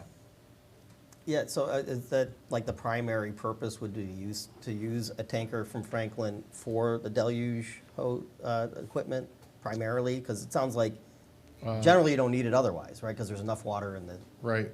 Honestly, if we can relay, we can still use a deluge. It's Yeah. the big gun, the big deck guns, yeah. yeah, okay. Yep. How long does it take the tanker to get from Franklin to here? I've never timed it. Since I've been here, we haven't used it. Yeah, We've so been you able don't- to either relay trucks or jockey trucks around. Yeah, So okay. we have added staff. I mean, if you want a quick rundown, I know we went over it a little bit during the other combined meeting, but I can run through it real fast. First, I apologize, I'm late. I came right from, we're in labor negotiations. You're right on time. Yeah, And you're I right on came time. You're straight right on from time. Early, actually. a closed session there to here, so I apologize. No But worries. I appreciate that, but I hate being late. We're in labor negotiations right now, and they also approved our city budget tonight. And in that budget was an increase of 6 firefighters, so 2 per shift. We're looking at restructuring some of the promotions to better have succession planning. But really, I retired from Dearborn. I can tell you this is a top-notch department. It's one of the best in the area by far. We have 122 firefighters. We have 5 engines and 2 aerials in service every day, 6 ambulances during the afternoon. The 6 ambulances on from 7 a.m. to 7 p.m. when people are awake and our EMS calls are at their highest peak volumes. And then usually at nighttime, when people sleep, they don't call for an ambulance quite as much because it's not up and around. But that's when bigger fires happen because they're not up and around, so they in advance more before we are called. So we move those 2 people on the 6 ambulance to an engine to have higher fire suppression capabilities. All of our ambulances are advanced life support. They bring the emergency room from the truck into your house. And in the last 6 months since I became chief, one of my biggest priorities was to make our engines and our aerials also advanced life support, which we have done. We received 6 heart monitors, or like $65,000 a piece, to put on each fire engine. They also carry drug boxes now. They're completely advanced life support as well. So in the event we have all of our ambulances are occupied or busy, we can respond with a fire engine or an aerial and bring the emergency room in your living room and start patient care right away. So there's no delay in patient care. On a typical medical, we'll send 2 in an ambulance for a basic, someone stubbed their toe or possibly has a broken leg, any kind of potential cardiac or difficulty breathing or a serious thing, serious medical issue, we'll send a fire engine and an ambulance with a minimum of 4 people total. So we have extra hands to help with that. And then if it's a cardiac arrest, we'll send a 3rd engine, so it'll be a minimum of 6, probably 9 people there, to be honest. So all that is to help increase our capabilities and our EMS capabilities, as well as fire capabilities at nighttime. Reduces on our response times, as well as our dependency on mutual aid. So we've made some pretty good advancements in the last, 6 to 12 months. We have a brand new aerial truck. That was a $2 million truck. And we have 4 fire engines en route right now. Should be here right on first of the year. 3 of them are basic fire engines, and 1 of them is a heavy rescue fire engine. So we'll have extrication, entrapment, high-angle rescue type equipment on it for that type of thing. So. Could you real quickly mention the software that you told us about? 'Cause I think that's good Oh, for yeah. residents Let to me know. pull this up so I don't miss something. So we just purchased First 2 software. It's the same software the state is moving to for reporting for fire EMS, so it's very secure. But it has we'll do everything there. We're going to condense a bunch of our programs we use for scheduling, EMS reporting, fire reporting, assets. Everything's going to be under one umbrella, so we'll talk to each other, which should make us more efficient. But they also have a section for Community Connect. And the cool thing about that is it'll be a QR code on our webpage. We'll publicize it on different social media outlets. It's probably, I'm sure, Lathrup along yours. The residents and the business owners can use this QR code and they can enter their data. They can enter their pets, if they have kids, if they have special needs, somebody who's on home oxygen or a bedridden person at home, they can enter that information so when we respond, we know. So if we get dispatched to unknown medical and it pops up on our screen, you know, a home page, serious medical issue, we'll send 2 trucks instead of 1. So it'll help our response times. And businesses can also put in like their major chemicals, any kind of hazards they have, things like that. So when we respond, we can attack those areas maybe first and hit the higher hazard areas first. So they can do everything from who you are, your home details, contact information. So if you're on vacation and you have a fire in your garage, if something happens, we'll know who to call and how to get a hold of you. Same with businesses. And you can apply for burn permits. And you can also, you'll be able to request like smoke alarm installs, free smoke alarm installs. And this is an opt-in service? This is Like- opt-in. yeah. Yep, it's totally voluntary. Yeah. Yep. Well, thank you, Chief. Yeah. Appreciate it. Absolutely. Any Thank you. questions for, any more questions? Okay. Let's see, we did motion this, so any other discussion? Hearing none. All those in favor? Aye. Any opposed? Motion passes. And so we will move on to the last action item, which is to approve the building department services agreement with McKenna Associates, and that's on page 260 of the packet. Thank you, Mayor. So as council is aware, when former code enforcement officer Kyle Yu left the city, it was determined that the city needed to revisit the code enforcement position with the city as it was currently laid out. It was a very unique position as more than a code enforcer. It was essentially a code enforcer, a permit tech, and a part-time inspector. With all this, the position really led to burnout. As we saw, we've kind of gone through 3 or 4 of them within the past few years. So internally, we decided to kind of take a look at it, see if there's a way to revisit this and try to make it more beneficial to the residents. With that in mind, our building department services agreement has been in place for over 15 years. So we also thought it was a good time to put on RFPs, see if there are some other options besides McKenna out there. With the RFP we did draft it so we could have some options of having the consulting building department also serve as our permit tech. And we also put a clause in there to see if they could provide code enforcement services as well. At 20 hours a week, and then the permit tech at 12 hours a week. Felt like that was enough hours to kind of meet our needs as currently laid out. With our RFP, unfortunately, we only got 1 true response. Another response came in. They only did plan reviews, so we kind of ignored them right away. McKenna was the one who responded.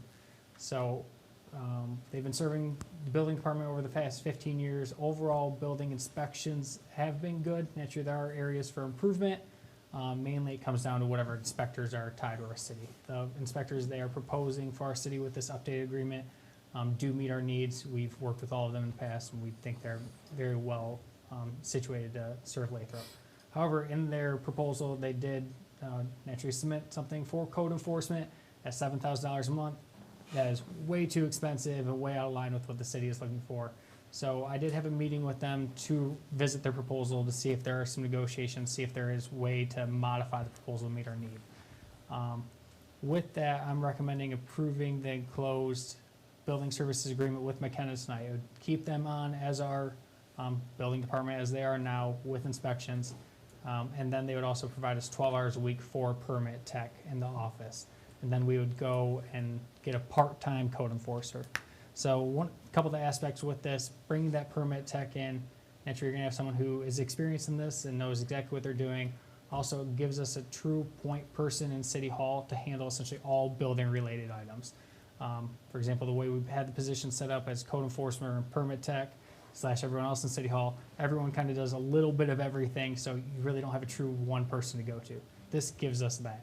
And then as the code enforcement role going part-time, realistically talking with Steve and then Rob before he left, they were only probably doing 10, 15 hours of true code enforcement a week because they were so bogged down in everything else they were doing. So going this part-time code enforcement route, we can give a true 20 hours worth of work every single week for code enforcement and then evaluate it from there. So maybe if It is working out. Maybe we could up their hours in the busy times of the summer and bring them down in the winter time. But that part-time part gives us some flexibility. But 20 seemed like a good start. So that's what we're looking for.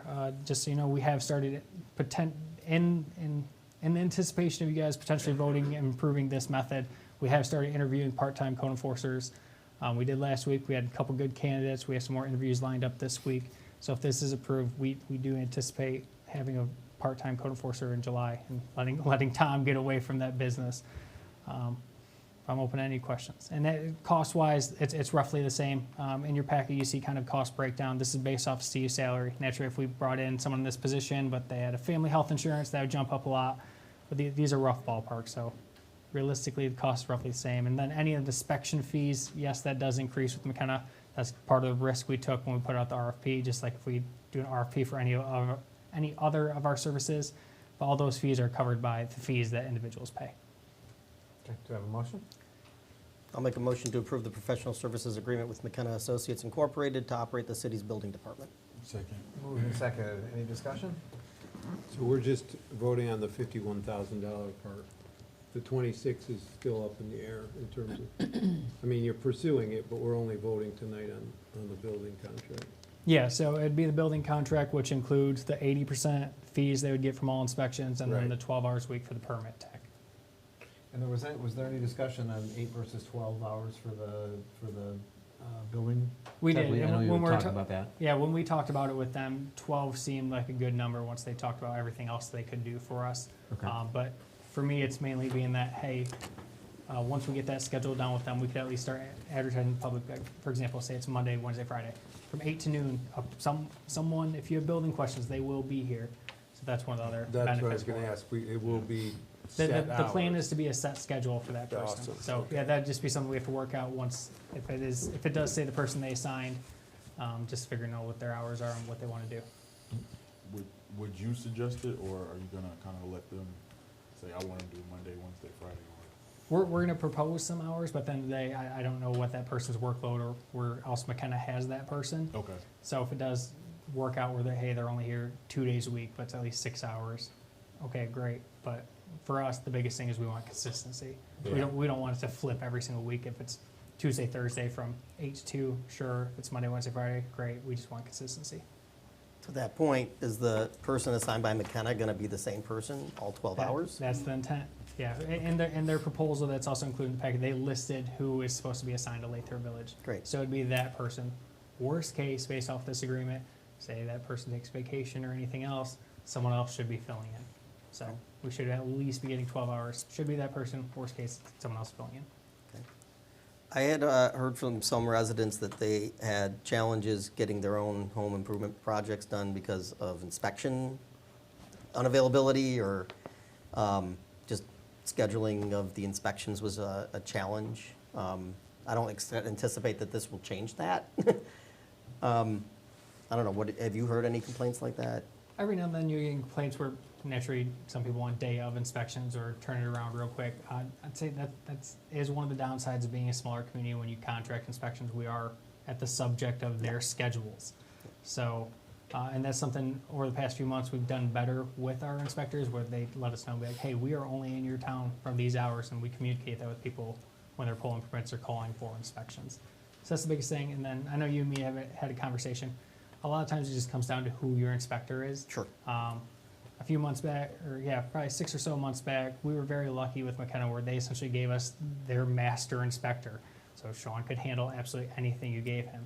Unfortunately, just like any good business, they took him and put him on their money-making project. The people they are proposing are good inspectors. We've worked with the majority of them before, so we think most of the concerns will be handled. Naturally, it's building inspection business, it's never going to be perfect, but we think it's going to be better than what it has been.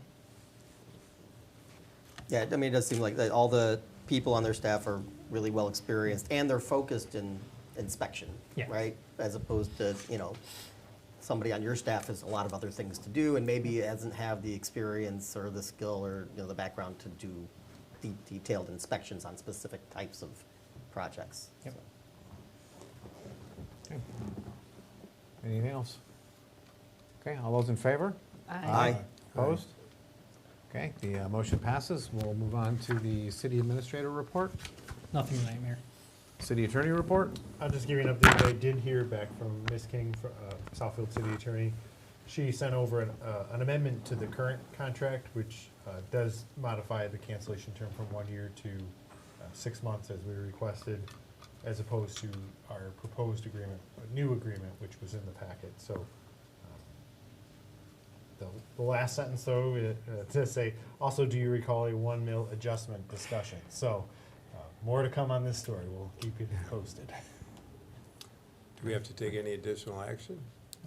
No, because we approved the amendment to the agreement contingent on Southfield. So she didn't say whether they approved this, so she just Oh. responded to my I see. correspondence from last Thursday Yeah. morning, so.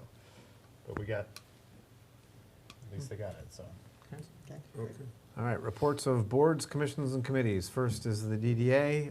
Just two quick things there. At our last meeting, we did create a search committee for Austin's replacement, so our DDA director is moving. And I believe we've actually had some interviews already, correct? Not for this, we have our Okay. I worked with the search committee, we've narrowed it down to four applicants. At Okay. this point, we have their interviews scheduled for Thursday. So in an ideal world, we'd be looking to have DDA approve a new director at their next meeting. Great. And then the other piece, a little more substantial, which was the DDA approved a pilot cost share agreement with the city. So as I think everybody is aware, there's a proposed development for the Lathrup School. And as part of that, the city entered into a pilot agreement with the SOCRRA Corporation. And based on the way that the DDA works, all of that money from the pilot program would go to the DDA. And so in our negotiation with the DDA, we negotiated a 50-50 cost split. So any money that comes in, if that project moves forward, will be split between the DDA and the city. Parks and Rec, that's me as well. Food Truck Fridays are in full swing. The committee is requested feedback from the residents, so we know which food trucks to continue using in the future. So if you have any feedback on the food trucks, they all seem to be pretty popular. But if you do have any specific feedback, you can forward that to me and I can get it to the committee, just via email, bcantor@lathrupvillage.org. Also, for the Lathrup Village Music Festival, we're still seeking more child-centric vendors for the children's area. So if you know of anybody who has any type of skills or arts, crafts, things like that, you can forward those to me. Again, same email address, and I can get those to Lauren and the committee. And then lastly, I think a lot of people know that we were a recipient of the Inside Out DIA program. So we have artwork around the center of the city, for replications of artwork.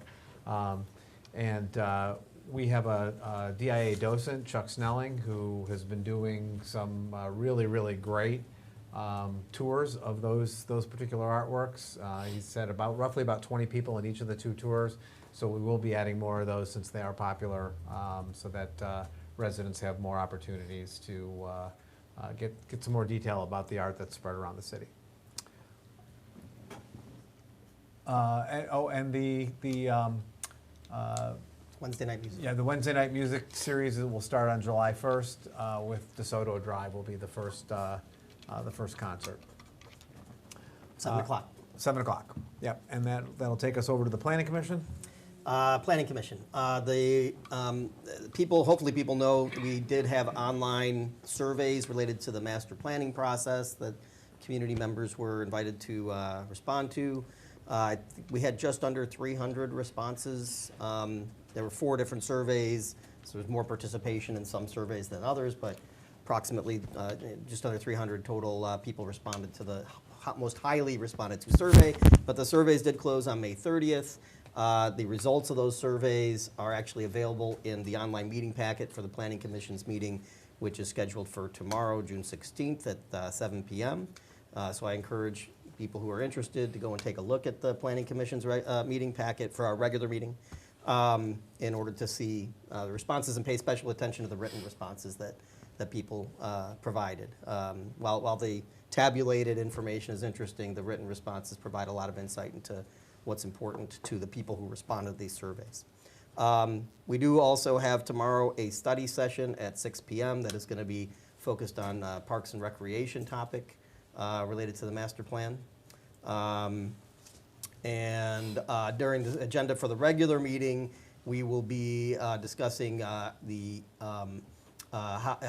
community engagement and discussion of potential revisions to comprehensive plan goals. That's what we're planning to discuss tomorrow.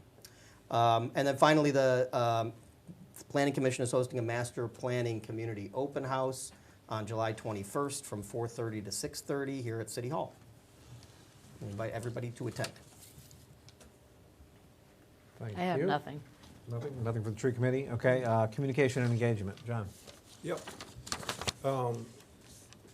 So we met last Tuesday. The committee finalized its ADA recommendations per the council's feedback, and so that'll be in front of the council for the next study session for review. Those were recommendations on media compliance on ADA across the board for our city communications. We also finalized the survey, meaning the questions. There were some changes between the two meetings, and we did check off a few of the items that council asked for at the last meeting, and I'll bring those up in new and old business, having to do with distributing that. And then finally, news of note, unfortunately, our committee chairman resigned, and so we should have an open spot that we might want to put out notice for on the committee. And that was effective immediately, so that spot is now open.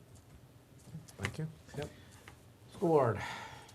Yeah, so I had the privilege of helping confer the students from Southfield A&T and University High School Academy reporting with over 10 million in scholarships. So that was pretty awesome. And then also I'm going to work on getting our school reps back in attendance to our meetings. So I'm making sure they have the schedule of our meetings. And then I'm going to also talk to our superintendent to see if we can possibly get some more like information shared to the community about the millage. So just gonna add that to my task to see if we can get that done or not. All right, thanks. Chamber of Commerce. Nothing in the Chamber's Commerce. Okay, unfinished new business. Sounds like you've got something, John. I do, yeah. So on I was going to bring this up at the study session, but the committee had asked for some budget money to distribute this every door, residents and businesses. The survey, if you recall, this is a foundational survey in that we're hoping to find the channels that people and businesses use to communicate or get communication from the city. We came in with an estimate. I have hard numbers this time because there was some question as to whether that number was realistic. It's basically $1,700 split almost evenly between postage and printing. One suggestion that I would make, this is not the committee but myself, well, we did talk about it at the committee as well, because we decided to make sure that we hit all the businesses, which does increase the cost considerably. We were considering asking for council for 50% of the budget to distribute and print, and asking the DDA for the other half. We haven't done that with the DDA, but we are asking, I guess, council at this point to cover postage, which is $860. That's the big news out of there. Okay. I was going to say, and I think we may have emailed about this, somebody about this, I think, but have you guys considered, what if like council were to come up with the cost for the postcards and you guys hand delivered them? I know like with the LVMF, what did we get, like 10 people and we were able to do it in 2 hours? Yeah, and I know you've got a large committee. I mean, that might be a way to defray some of the cost and. We did discuss it at some length. I will say that it's a little bit, the committee as formed and what they were asked to do is not really in line with that type of action. Also, I would suggest that there's some members on committee that couldn't really participate in that. I think it's worth considering as we go forward. What's our biggest concern is that this particular survey literally hit every single house and business.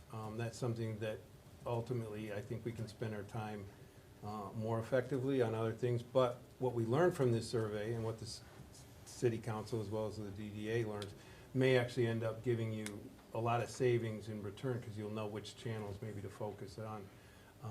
So we did consider it.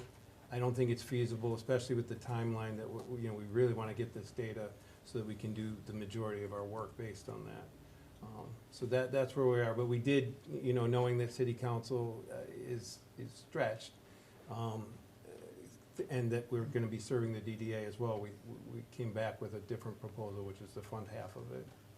Yeah, the other thing I would say too is I'm sure we could probably get the cost of the postcards down through discounts that we get, because for the Headley postcard, it was only $311, I think, for the postcard. Yeah, we do want to hit the businesses as well, but yeah, Right. that would be a savings, and ours was right around there. We do have to meet the EDDM size things, and the survey has to fit on it. So those are two things, and it can. Oh, so you're actually going to put the survey on the postcard? Well, because we're trying to reach people that aren't necessarily online, and see if that's, now, we might find out that that's a segment we can ignore in the future, or at least not pay money to reach, but we don't know that. So that was one of the other reasons for. Are you going to be able to get a whole survey on? Well, it's only 7 questions, we kept Okay. it very short. We do have follow-up surveys coming, but those we're not looking for budget for, because we're gonna take our learnings from the first one, and hopefully have, more direct channels. Okay. But we just felt like we have to cast a wide net, and we have to be 100% on it, or, as close as we can be to this first foundational one. Is there an amount of surveys that you're hoping to get back that you think? I mean, Could actually 10% do would it. be great, right? But I mean, to be statistically significant, I think we only need like 3%. So it wouldn't necessarily be a huge amount, but what we're hoping is that it's representative. Because right now we know if we do a survey through the current channels, we're gonna get people that use the current channels to respond. And we're really hoping to reach the people that are still waiting for their quarterly newsletter. I haven't seen it in 5 years, or just, aren't engaging with the city at all. And will there be any redundancy, like in terms of, would you put the survey out online as well, and then have people put their names on it, so you didn't double count them and stuff like Well, that, or? So the double counting is on the honor system. Okay. We're large, because we're making it anonymous. Oh, okay. But we are hoping to take advantage of every city channel, as well as encourage other social media sites to print the QR codes, or potentially we would even potentially create a QR code for those individual channels so that we can track where the responses are coming from. Because we think that's important data, not only for basic things, but for the council to know as well. So what if, just, I'm thinking out loud here, what if we got a estimate for the postcard with our discount, we got an estimate for the postage, we've got the DDA meeting coming up next week, and then we've got our special meeting coming up on the 25th. So, that way we could hit, we would know whether the DDA was willing to Right. to participate. That makes a lot of sense. Would the timing work? Yeah. Okay, can we do that, Mike? Okay, any other unfinished new business? All right, we'll roll to public comment. Again, this is public comment about any item that you wish to talk about. Again, please state your name, and you will have 3 minutes. Thank you, Lauren Barris. I want to thank Chief Zhang for showing up to the meetings. We really like to have your presence here a lot. And Chief Thornton, thank you so much for coming. It was very informative. And I want to tell you, unfortunately, we had a life-threatening emergency 10 days ago at a friend's. I was there, and I had to call 911. You were there in under 4 minutes. And there were like 7 people. Everybody took such good care of her. I want to thank you so much. It was a very traumatic experience, and it was a very quick response. And they were all very knowledgeable and very helpful. So thank you. Yeah.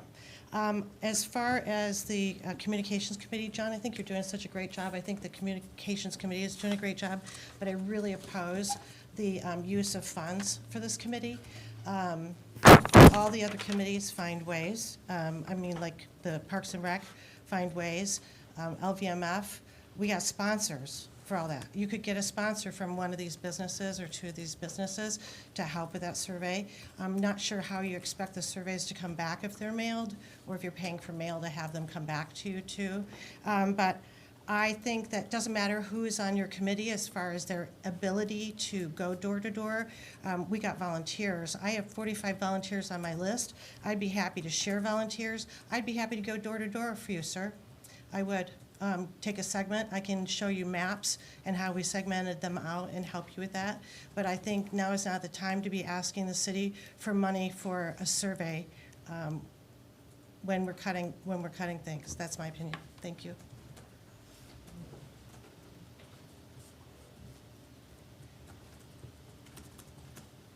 Hi, Leslie at Rackham. I just have a couple questions, but I don't know how to address this really. There's a park by me, Sirackwood Park, and one of our neighbors is trying to do a fundraiser. I don't think that, well, I don't want to be negative, but it's going to be hard for her to be successful. It's $10,000.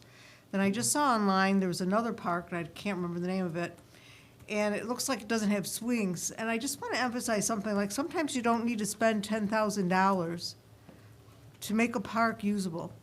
All it really takes is like swings.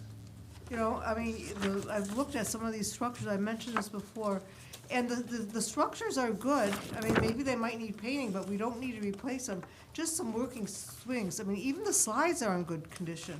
I just wanted to bring that up. I don't know how in this budget that we have, if there's any way we can squeak out a little bit of money just for some swings. That's all. Thank you.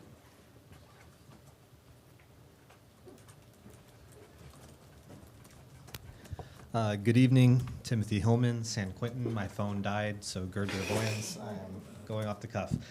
First, I appreciate that comment, Leslie. I agree. I think the city could probably afford to eke out some funds for 2 swings. I believe there's one missing here at the park behind us, and like you mentioned, another swing missing over next to the freeway. Again, this is off the cuff. I feel like I know a lot about the nature of the relationship between the city of Lathrup Village and the city of Southfield. I know, for example, we contract for their fire services, for their dispatch services. I know we have a contract with their library, of course. I don't know as much about the tenor or the spirit of the relationship with the city council of the city of Southfield. But I heard, so keeping that in mind, I don't know what I'm talking about. I heard 2 things tonight I didn't love. One, it sounds like they gave you immediate, incredibly late notice about when they expected your presence at a joint meeting, which thereby afforded all of us incredibly late notice. I come to all of these things. I wasn't at that one because I couldn't go to that one based on the notice. And also it sounds like they moved on this library topic this evening, which was only something we found out about during this meeting. So again, the spirit and tenor of that relationship could be really great, but I do want to encourage this council, if ever you feel like the little brother or redheaded stepchild in that dynamic, we are not. We are a partner, and in many ways, we are a paying customer to the city of Southfield. So they owe us the due diligence and respect. I know my job requires me to afford to our customers at my workplace. So I'm encouraging you to be confident and direct in your approach with them, because they really do owe that to us, in my opinion. On a similar note, and this relates to a comment I saw a former councilman make online a week or so ago, he said something to the effect of, as it relates to the city of Southfield, we use their schools. We do not. We use the Southfield Public School District schools. And I, Timothy Hillman, just like you, Leslie, just like you, Diane, just like you, Lauren and Bob, are as much of a part of the Southfield Public School District as the city of Southfield is. We simply don't share their name. The high school used to, at least, but we are as much a part of that community as the city of Southfield is.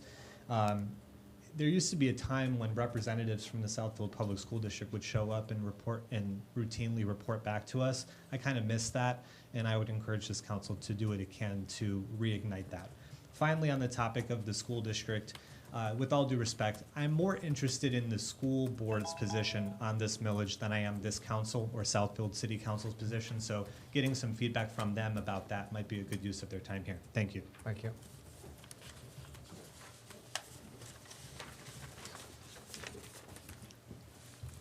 Well, I'm here now representing the Three Flags Daughters of the American Revolution, the Lathrup Village DAR, founded in Lathrup Village in November of 1939. You'd all be aware that this year we're celebrating the semi-quincentennial of our founding document, the Declaration of Independence, one of the most radical documents in human history, a document that is used to this day globally to reference the principles, and it provided the moral justification for our revolution and our Constitution. The 4th of July is when the Continental Congress adopted it, but the 8th of July is the first time it was read out to the public, starting in Philadelphia, and then it went up and down the seaboard. On the 8th of July this year, across the United States, at 6 p.m., there will be a reading of the Declaration. And the Three Flags chapter is sponsoring an event that everyone in Lathrup is invited to. Quite a few communities are involved in this, actually. There'll be food, there'll be crafts for the kids. But at 6 o'clock, there will be a reading. And I'm also here to invite Mayor Kantor. There's, I think it's 6 or 7 mayors, and there's some people from the county and the state government that will be reading it. So you don't have to read the whole document, Bruce. You just get a section of it. But it will be a memorable event to have everyone across America at 6 o'clock reading out our founding document. If I give you, Mike, some details, could you possibly put it in the newsletter to invite everyone to attend that semi-quincentennial event? And this is your formal invitation, Bruce. Thank you.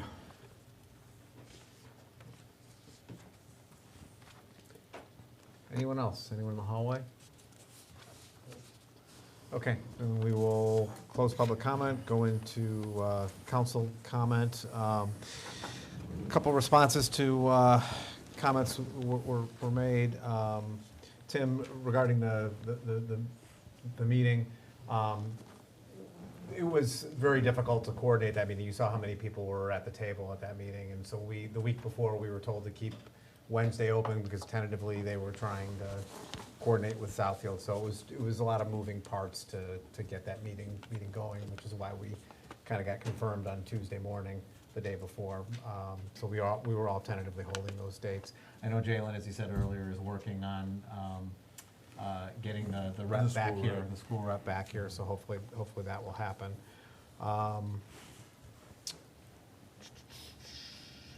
Yeah, Leslie, as far as the parks go, I know we know those swings are missing. We're working on grants for improving some of the parks, but I don't know if you want to talk about that. Yeah, it just comes out of timing.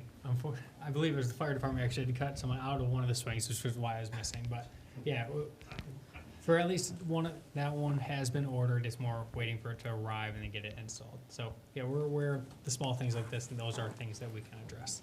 Yeah, okay, thank you. Jonathan, just to mention, or to comment on your earlier comment about having separate water meters. Part of the problem with that is the way that we're billed by the Evergreen Farmington Sewer District is by how much water we use. So even if we had separate meters and we weren't charging somebody, say, who had a pool for the sewage, the part of it, the city would still have to pay for it.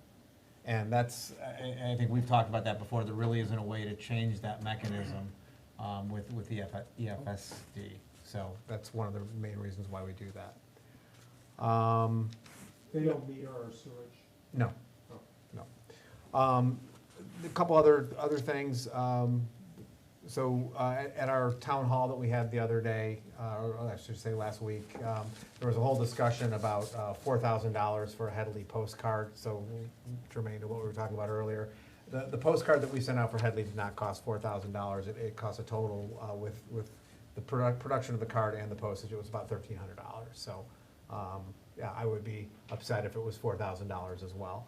As we mentioned earlier, we had a successful meeting with the city of Southfield. Hopefully that sets the stage to do that more often.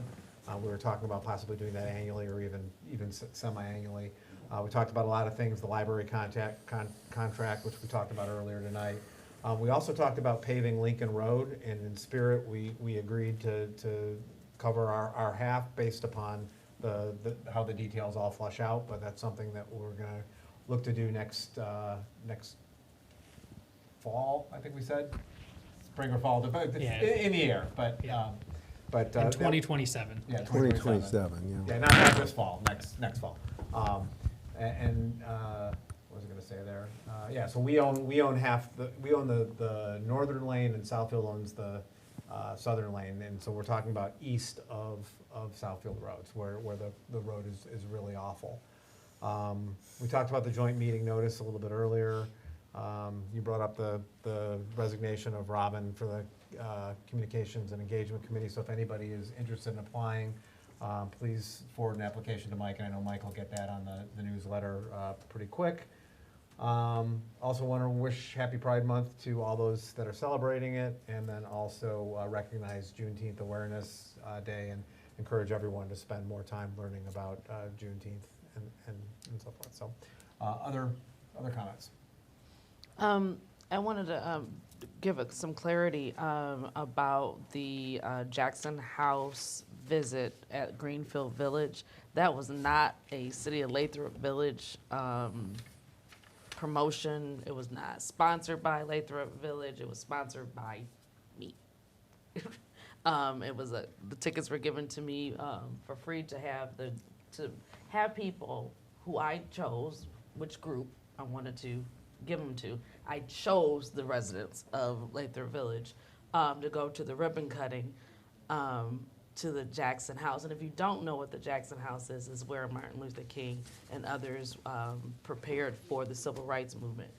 Didn't see a picture, but so it was a great thing that I went to. It was awesome. I mean, I went to it before it was open. It's something that I really would encourage you all to do. And whenever I get free things that I can share, I will do so. I just want to make a statement about the joint meeting with Southfield Southfield City Council. Council President Hicks was super supportive of getting this done, and I felt really encouraged coming out of that meeting that there's a real interest in improving our relationship, both in terms of the quality of our discussions and the consistency of our discussions. And to that end, at least one of their council people suggested to me that we put during the time when we vote on our annual agenda, we choose collectively with the Southfield City Council times for our joint meetings to happen, whether it's once or twice, we can figure that out. But if we set that proactively when we define the meeting dates, then notice is easier to give. Then it's, people can, on both councils can plan for it. So just gonna throw that suggestion out there. And when we get to the point where we're ready to vote on our agendas for dates for next year, we'll make sure that we cover that at that time as well. That's a great idea. And just about Southfield real quick, is just to also know what their governance is. And the fact is that, yes, we are having a better relationship because I think it's council to council. And it's not mayor to mayor because their mayors, they're a weak form, I never can say the whole thing all together, but they have a city manager just like we do, but their mayor cannot vote. It's only where he can do a veto. I say all that to say is that I think we as a council are better at collaborating with the actual council and getting some things clear. So we're getting better at it, and I can tell you more about it later. Good point. Tim, I was gonna say I know you mentioned the school board position, so just getting to know what their position is. I'm going to reach out to the school board president and see what can be done, to see if they're willing to share that. I believe I know, but I don't want to say it on the record without, getting some clarification from them. But I'll see what I can do to see if they can publicly share, how they feel. Maybe school board president could come here and just speak for a few minutes about, about their position and why they put it on the ballot. So I'll do my best to do that. Yeah, I have a few. So I'll just start with the Southfield things. First of all, on the late notice, I just want to even clarify a little bit more. We were dealing directly with the library board up until Jason and Mayor Pro Tem Kelly met with some of their people in a non-official capacity, and the city council people, I should say. The city council showed real interest in getting involved. This was late in the game. We had already done several formal approaches to the library board. So knowing our timing, knowing that we were in a position where we had to act quickly, they found a time to have a meeting. I think the one thing we could have done, and then we responded, and so it was, you know, it was last minute, but through no fault of Southfield's, I would say. What I will say is we probably learned from that if we have a tentative meeting coming up, we can make it a tentative meeting on the events calendar, et cetera, so that you at least have heads up that it might happen, right? We didn't know it was going to, but so I just wouldn't hold them accountable for that.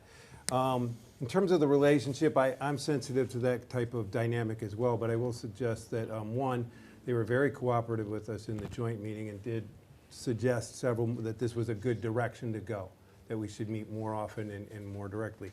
In terms of being the little brother, though, I'll say we voted opposite of Southfield on the road expansion. We're considering canceling the library, depending on what we can negotiate with them, et cetera. We are reviewing all their contracts pretty publicly. They made a real pitch to us from the fire department, from police dispatch, et cetera, while we were there. And I think that, and then though the mayor asked us to, we decided tonight not to mimic their resolution. So I don't think we're in that. I don't think this council feels that we're in that position. So just to allay those fears. On the community room questions and about money, et cetera, I think, without going over the past, I'll say this, that in our study session today, we looked at the community room rule, and I think we located a few places where we can improve communication about it, so we can get those rules out and better clarify what the requirements are, and we're also looking at doing the same thing in terms of what it takes to be a partner. That's not to say change the rules, but better make those rules available to the public so that there is less question about that. And we do have rules concerning nonprofits. So some of these businesses that you talked about qualify under nonprofits, and we don't have any other criteria really around that. The other thing I would say is that I've looked at Boys to Men site, et cetera. There is no crime in serving a segment, especially if it's a natural selection of who's coming to ask for the help, where those community ties are.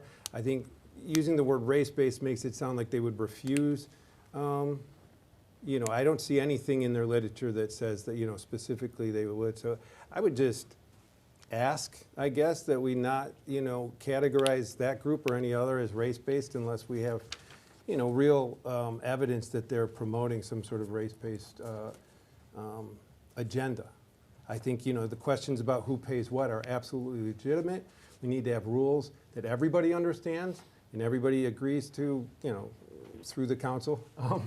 And once those are well communicated, hopefully most of these questions go away.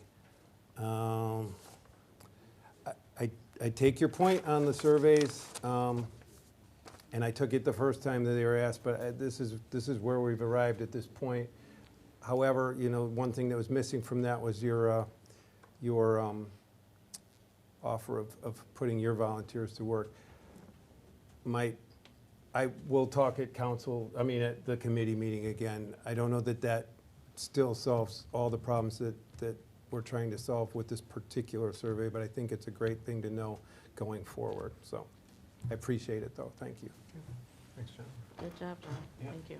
Anything else, anyone? One last thing, I wanted to thank Chief Thorrington for attending, because I know I kind of gave you a hard time at the library, even though you have been here in the past. So I just wanted to thank you for showing up. So thank you. Yeah.